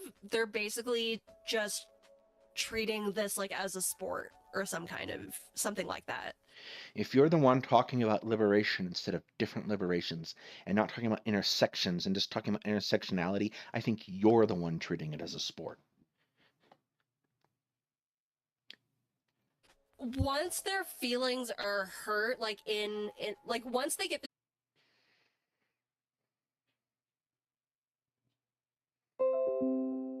this, like in the snap of a finger, like, and like God forbid, like I show a bit of vulnerability and like show my emotions about everything, and like when it comes to like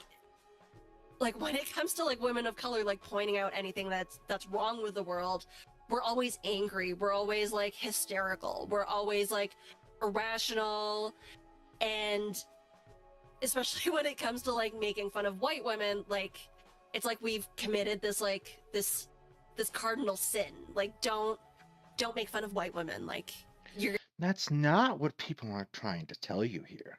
That's not what the reactions to these videos have been about, incidentally. They've all been about, we need to know more. And like I brought it up when I saw the other poster on Twitter, like posts about colonialism and then turns around when someone asks what the solution is. Like, what do we do? And they just, you must be new here. Like, Good job. No sign of any kind of problem. And you just shoot yourself in the foot. If you take this attitude, you will gain nothing. You will not build a movement. You will not see the things that you want to have succeed.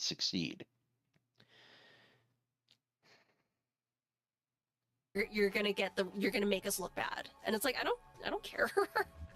Like, What inspired this segment was me watching FD's video that had a segment on online figures cancellations. Incidentally, I did watch that video. It was also bad. Like, it was just performative nonsense. He goes into this thing about online figures cancellations, and he does not even bother to investigate what was happening. Just that the broad concept of cancellation is bad.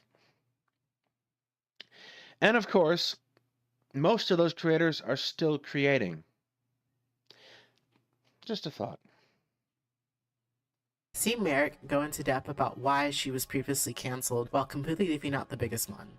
She constantly ran defense for her now racist ex-boyfriend SDL, and joined in on the dog pal on Professor Flowers and Cat Black. She also...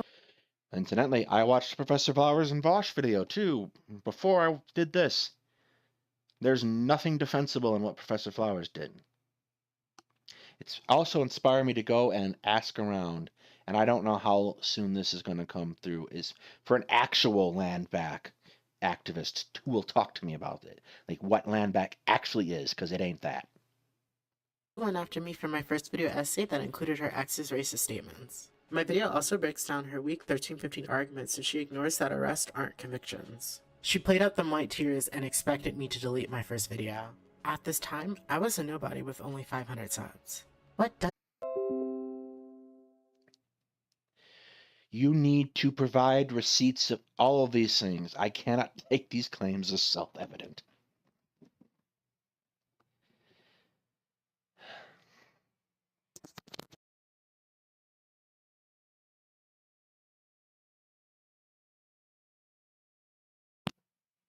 for us? Can you see how that can hinder a lot of work when we're stuck discussing one-on-ones with self-appointed allies?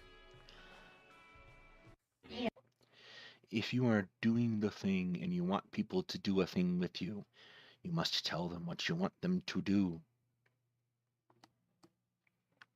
No one is going to walk into a space that they do not understand, and you say they don't understand, and know what to do automatically. It's not how the world works. Yeah, that's me. I felt the need to pop up to really and to understand the seriousness of the situation I'll be discussing next. I want to shed on the productive attitudes writing in all this drama, but these are real people's lives. It never should have escalated to the scale that it did. And honestly, that's really sad. The blatant trans misogyny is sad. The harassment, the dogpiling, and just all this coming from white leftists. That's sad. Please listen to the perspective we haven't been given and understand these are real people's lives. That was what I would call this video. Yes, arrogance in the extreme.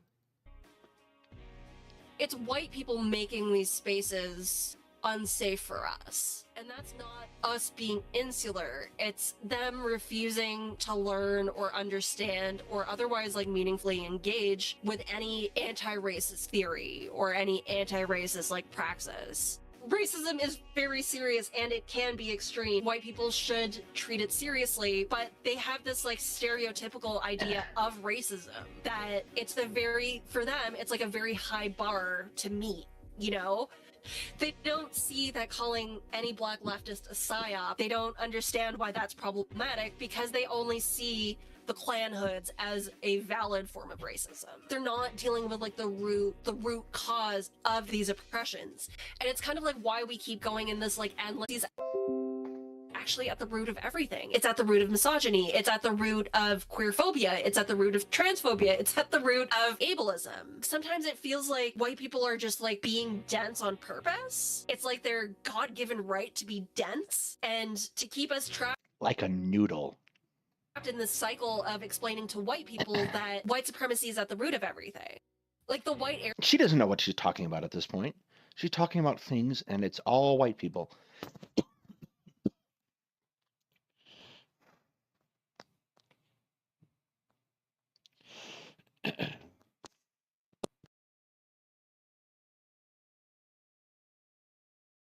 arrogance makes them come into these conversations where they're like, I'm the most right person, and if you tell me otherwise, I'm just gonna harass you because you're racist. And Yeah, kind of like making a post about a book on noodles and then make a year later making another post on a book on noodles.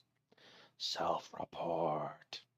like, it's so that arrogance means that they're not coming from a place of like wanting to learn and wanting to help and wanting to join the collective struggle. It's about wanting to feel like the most right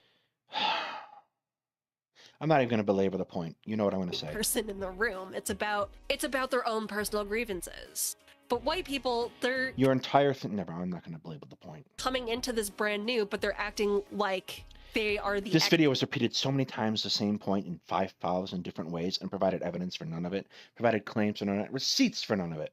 Like, if all you have all these powerful things to say and you don't talk about them, what are we even doing here? This is not how you do a video essay. This is not how you do arguments.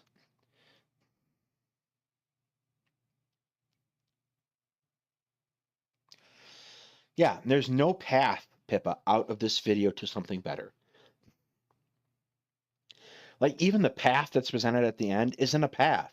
It's just platitudes.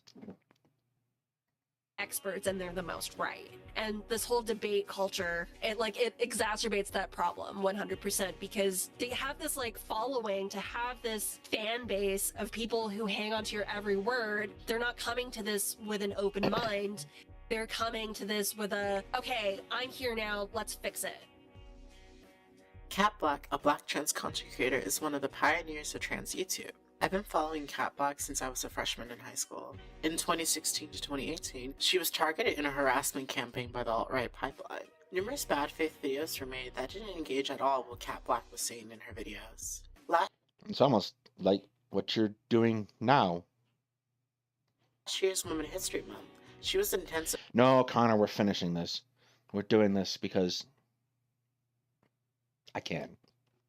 Harassed by white leftists. Kat made the mistake of asking her community a very simple question. Without naming names, she asked her community that's largely trans if ironic misogyny is helpful to trans liberation. This led to Ian, aka Vosh, who made the ironic misogyny joke against J.K. Rowling, to jump into Kat's DMs. In that exchange, Vosh not only was a massive dick, but he also displayed an explosive amount of arrogance that only a cis white man would confidently display. Everything escalated fast once Voss in his glory misrepresented his conversation with Kat, starting a wave of harassment that would only get worse with each day. In her attempt to shut down Voss's lies and low digs, she rightfully released the DMs that showed how unhinged and self-important Ian is. At this point, Ian decided to escalate the situation even further, taking it to stream to weaponize his live audience. ContraPoints, who's one of the biggest video essayists in LeftTube, also fell victim to Vosh's stream. ContraPoints simply speaking up on his bad faith attacks led him to slick his fans on her. All this because two trans women told him that ironic misogyny isn't helpful to trans people. Many of the debate pros from Twitch and the racist queer community joined in on the dogpiling of Cat Black. Hunter Avalon being one of them, who came with the biggest reach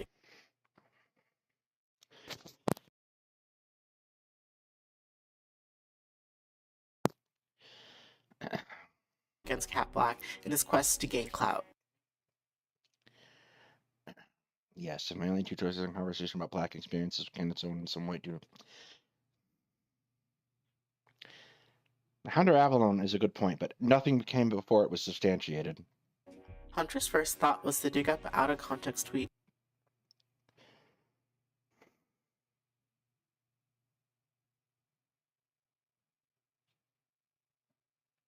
of Cat. It's very rich coming from him since he's supposedly a reformed white supremacist. Let alone the fact that he made a very viral right-wing racist transphobic video on Cat that got hundreds of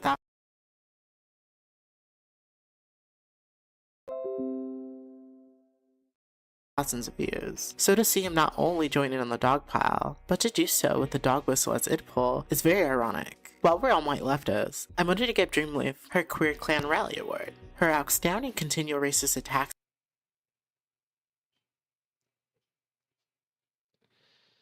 and misinformation on Cat Black takes a lot of commitment to constantly have cat in your mouth.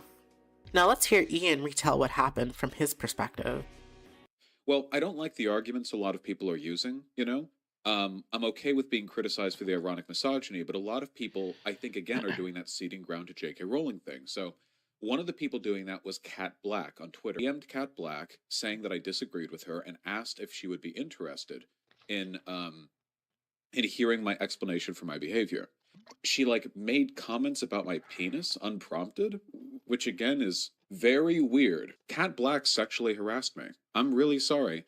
Just out of nowhere talking about a person's dick because you sexted them before and you're having a public falling out with them, to stand by the side of that person when everything that I've done here, every element of this particular drama, has been escalated and instigated by other people.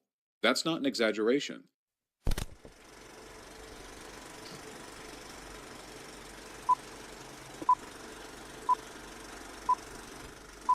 What is this?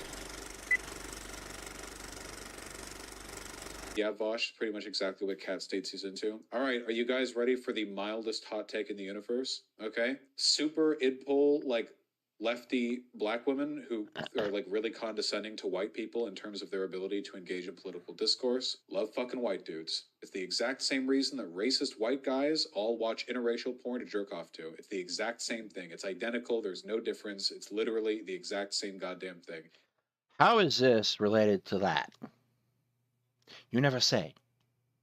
It's true. You just go on an entirely different tangent about an entirely different thing. I'm sorry, guys.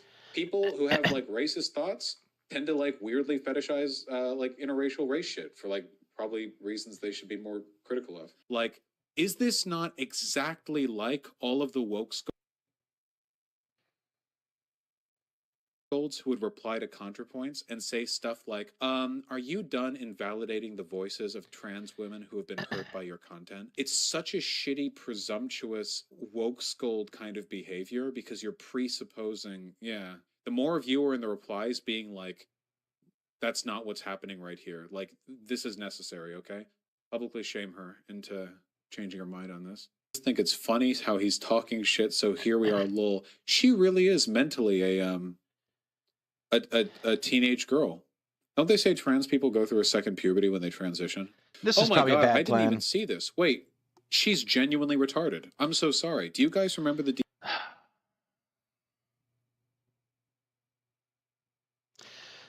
Is this great? No. Is this evidence of Vosh being the most horrible person on earth? Probably not. Also, what are you getting at? No context mystery theater is not nearly as effective as you think it is. DMs that we shared? As you saw, he did everything to escalate the situation. He starts by using anti-white, which at this point is more than a dog whistle. His fetish comments were pulled completely out of his rear, especially when you know that Cat has discussed. It's evidence of Vosh being stupid. It's not evidence of him being evil. Also, you just made a claim. You're making a claim right now. This is not an evidentiary statement. It is a claim. You have to go into what was wrong, not that it was wrong, and then go on. Race play for years. Kat is so open in her content about her experience as a black trans woman being like, it's not hard to get people to go, yes, fetishizing people based off of essential characteristics like race or being trans is wrong. I don't think that's a controversial statement in a lot of circles I move in. However, it's not entirely incorrect to say that people do fetishize others based off of essential qualities, and that it's bad, and it takes a person who would be a partner and turns them into an object. All these things are awful. Then we shouldn't do them. Because no one wants to be treated like that. I agree completely, but we must explain this because not everyone knows this. Because it is so ingrained into our culture. It cannot be self-evident. You cannot just pretend that these things stand alone. You're doing an important thing badly, Soulbunni. You're doing it so bad. No, which more has to do with ContraPoint's video release schedule than anything else. Trans people's lived experiences will always hold more weight than what some arrogant cis white man has to offer. And don't waste your Completely unnecessary, by the way. Trans people's lived experiences, I will accept that statement. I will not accept a blanket statement that disregards a person's lived experiences out of hand. time with the Blair White and Candace Owens strawmans. You don't even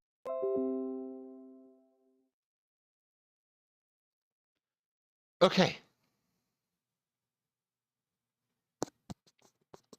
Let's see if that works.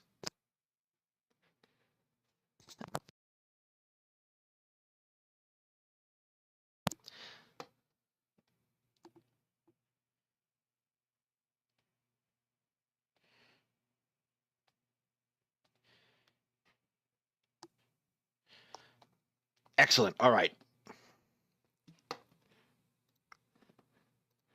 Let us continue.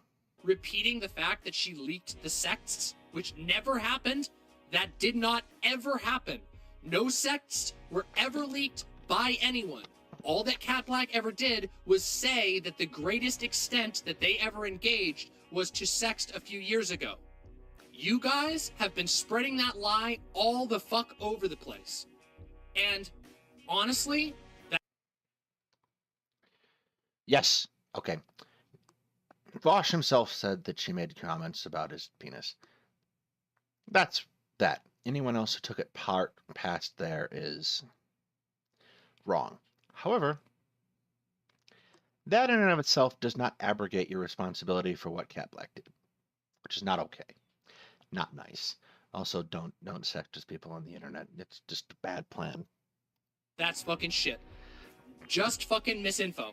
And it is, I'm seeing it now, by the way, people perpetuating this, and this is how you start to build up a cancellation profile for someone who didn't even do the things you're accusing of them. First of all, F you Shark for being another black man complicit in some racist transphobic bull against a black trans woman. You're really giving leftist Candace Owens vibes. You were so mask off with your bad faith attacks on Cat Black. Shark was the first content creator to push this misinformation that debate bros till this day still latch onto. The hordes of racist white queer people that ran with this to attempt to silence Cat, and anyone calling out the bold trans misogynoir. Shark gained a lot of clout and profited off of the attacks. Black trans people don't have to accept contradictory allyship from cis black men, throwing black trans people to the wolves that are debate bros. Cat wasn't the first or the last trans person he's gone after. The clout and access he gained after strategically going after Professor Flowers was the first time I sensed coon vibes from him. No, you're fine. You just went potty. You're good. You're fine. Good boy. Go lay down. Yikes. Dare.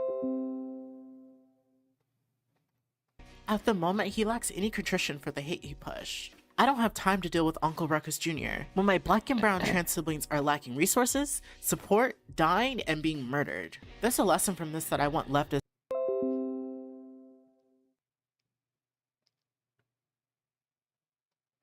to have allyship with black trans folks is so much more than publicly stating your support. To be intersectional with us, you need to include us in your dialogue. You'll need to share your platforms to help push nuanced discussions. Learn about trans misogynoir.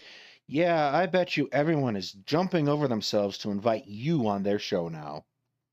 Which I discussed in my video Transphobia and You can do that right now. You have given nothing of substance in this video. You can do one thing of substance.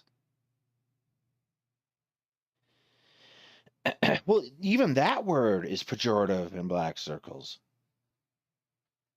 misogynoir. Now back to this caucasity.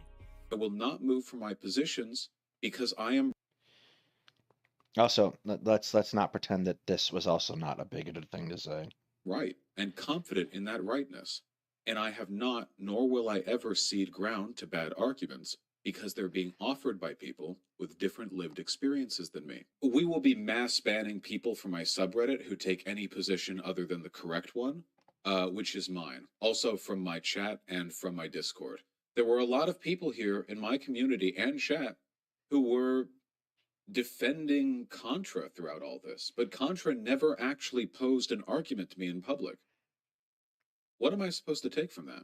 Don't you think the whole I'm right, you're wrong mentality encourages this kind of behavior? No, never cede into the abusers.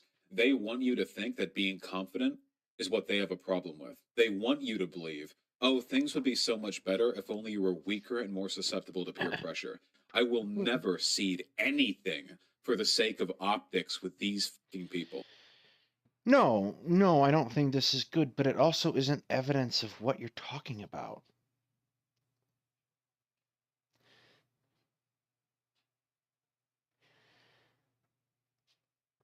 And it also is not evidence of a malice. It's not evidence of the malice that's been attributed to him. It's evidence of something to learn from. And guess what? You didn't get through by talking about his penis. That's for damn sure. Like, oh dear, let's put him on the defensive and then get angry at him for being defensive.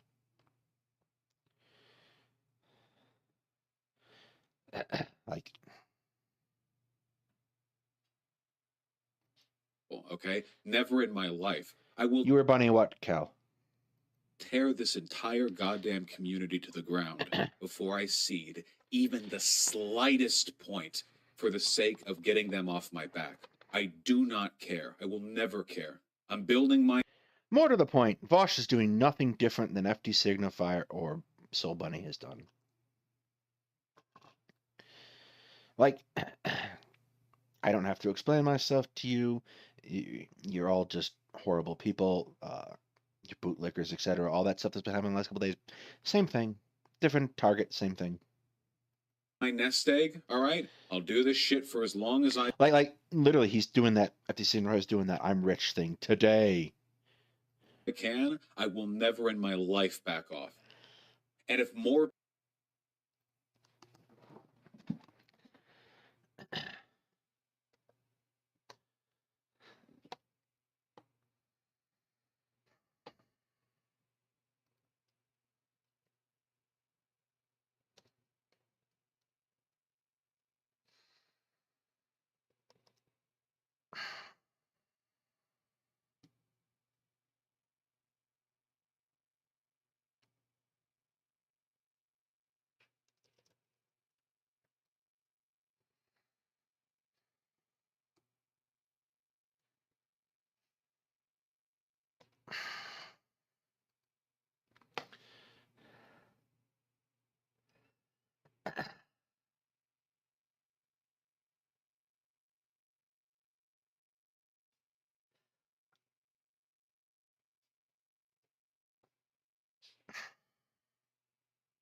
Doing yourself.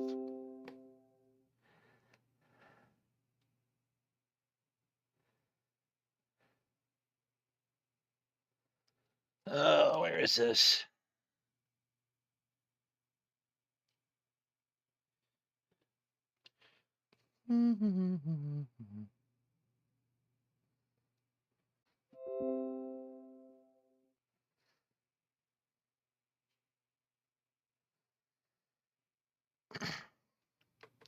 Same damn thing.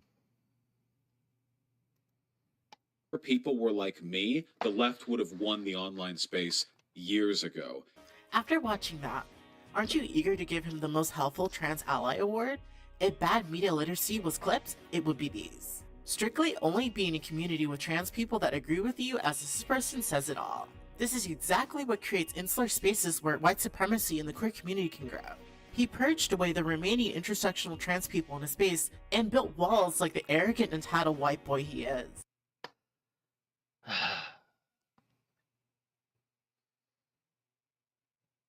No, it really sounds like it was dogpiled in the exact same way you say you're being dogpiled. That he should have a more steady tolerance for it than you do is, I don't know why. Why would I do that? Why would anyone do that? If you don't like it, what makes you think he likes it? But you seem to think that it's acceptable because Vosh is Vosh, which is a really messed up attitude.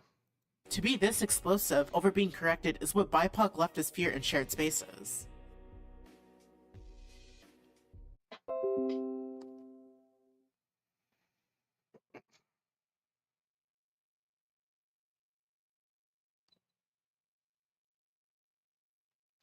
I don't think cognitive dissonance is white supremacy is a valid statement.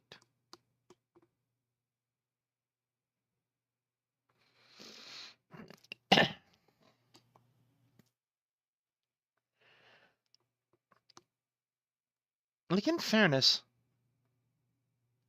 all kinds of people are cognitively dissonant. This conversation has been cognitively dissonant. Like, you do not have a monopoly on consistency here. It was a bit surprising, you know, like, and this is my real life, you know, like, these are my, like, lived experiences. Whereas these, like, white leftists are just, like, they're just doing Discord. They're just shitposting. They're just shitposting, like, quite white, or whatever the hell she said. Jesus Christ. You have no self-awareness. That is how you got yourself into this situation. trying to get content for their streams or whatever, and they're trying to do this, like, reactionary grifting, like a lot of people on the right do. Like, I very, like, the fact that so many white leftists also had the same reaction as so many right-wing douchebags kind of speaks volumes, you know? Like, even white people who are, like, marginalized by class or by disability or bisexuality, they still had the same reactions as, like, Jesse Single. And what does that say about whiteness? What does that say about so-called white progressives? What does that say about your understanding of intersectionality if you think it's only a single thing? Or that liberation is only a single thing and not a multitude of competing ideas that are not going to all neatly fit into one another? This final mask-off conversation I'll show you is of Ian talking to Andrewism.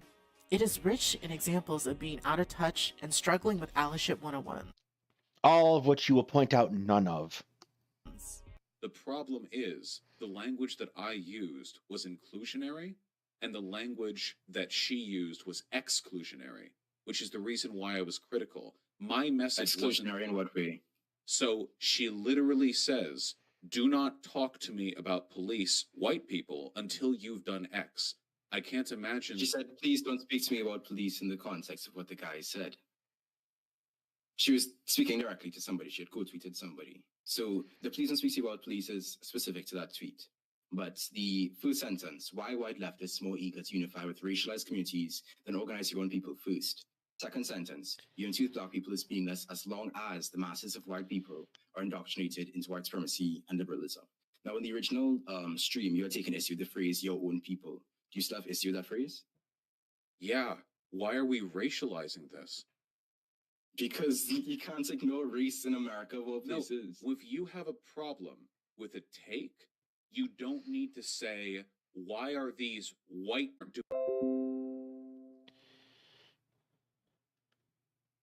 doing enough? If you have an issue with a take... pointing out a general trend in the organization patterns that's right, that's essentializing. Lack of organizing patterns. It's not essentializing. So then why did black people overwhelmingly vote for Biden instead of Bernie? Maybe you guys need to do more radicalization within your own community first? How much is X or Y doing? Like, why aren't white people doing enough? Why not use positive language that includes people? White people have a power that black people don't. Because you don't need to coddle people. This, no good. No bueno.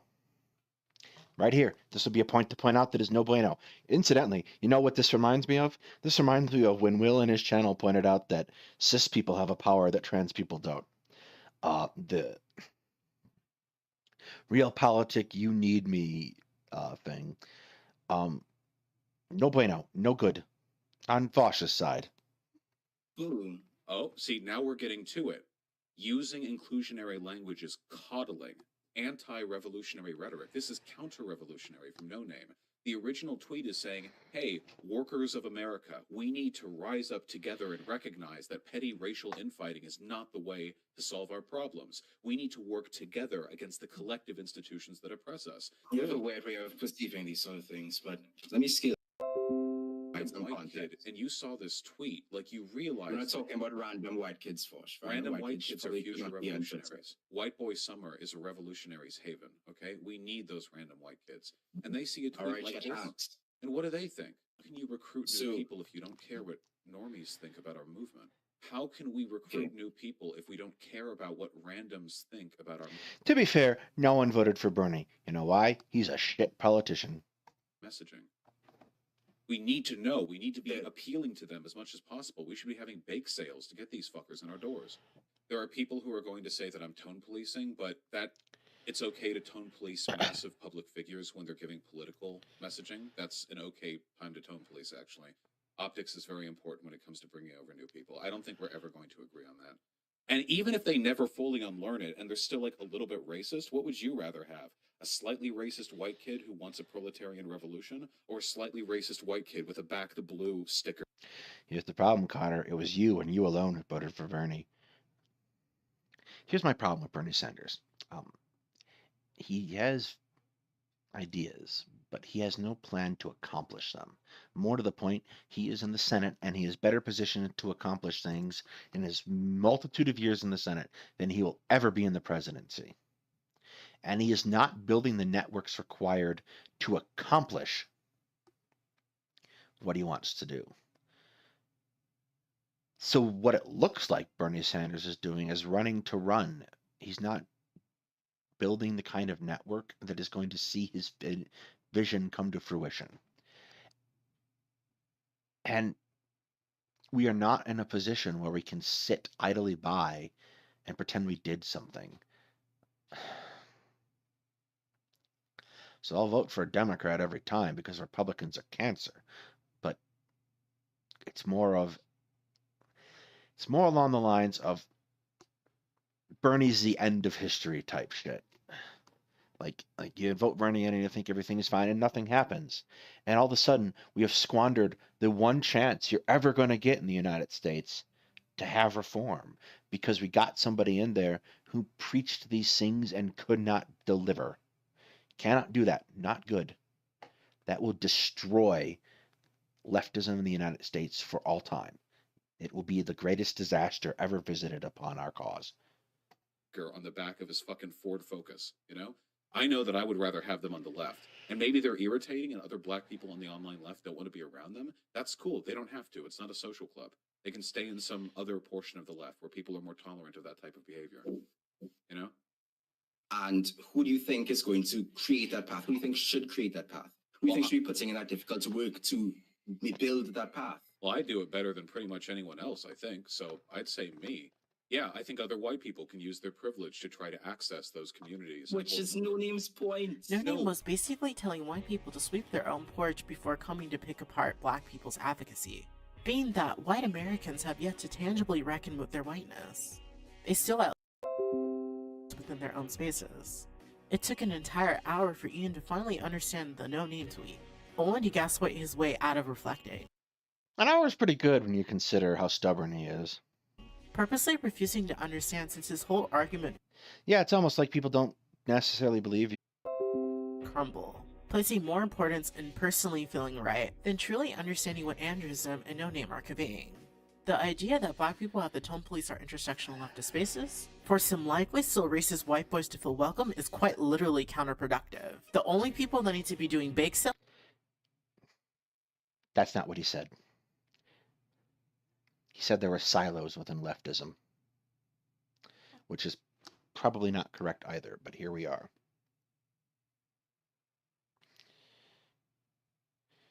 Yes, that's exactly what happened. And going door to door are other white people. The Black Panther Party and MLK were largely unpopular, yet they made so much progress. Progress that was made without the majority of white Americans and normies. That's not true remotely, even remotely true. That is a remotely poor reading of the end result of the civil rights movement. The civil rights movement literally upended all of politics in America. Like, the entire thing caused the single greatest shift in political affiliations in the United States since 1858.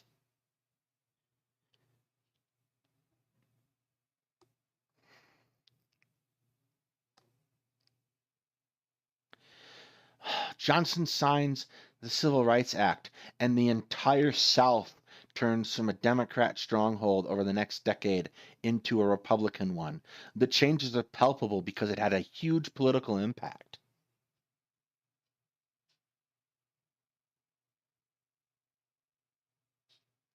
Like, that is such a horrible reading of history. Moving forward, we should stop engaging and going back and forth with bigots that dig their heels in. That time could be better spent uplifting and helping build intersectional leftist creators, especially Cornbread Tube. Watch. Which ones? Your entire videos led up to this point, and you should do these things, but you don't say who to approve, because there are very clearly... You are the worst advocate for your cause I have met in a long time. Together we can encourage a healthy space welcoming more diverse voices, where tone placing isn't the norm, nuance encouraged, and our lived experience aren't dismissed. Let's together walk into this new leftist era where truly intersectionality is the norm. With that said, I wish you endurance as we put... Incidentally, Poly People is not an example of what you should go watch. Don't do it. Like, don't do it. Through more anti-trans and CRT bills. Special thanks to Kayleen. Okay, I'm done with this nonsense. Refused to speak to these things. They just complained, and such that I don't have a path forward.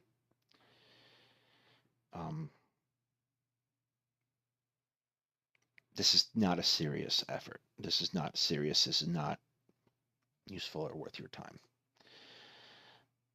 If you want us to do better, then you have to do better yourself. We're done for the day. I want to thank everybody for showing up. I am going to be back on Tuesday night with Hetman. I'm going to be back Tuesday night with Hetman for Ukraine update Wednesday evening, because D&D game is Wednesday afternoon, with the roundup, and scheduling things otherwise is going to go forward. Have a nice day, everybody. Don't forget to call your mothers or mother-like figures.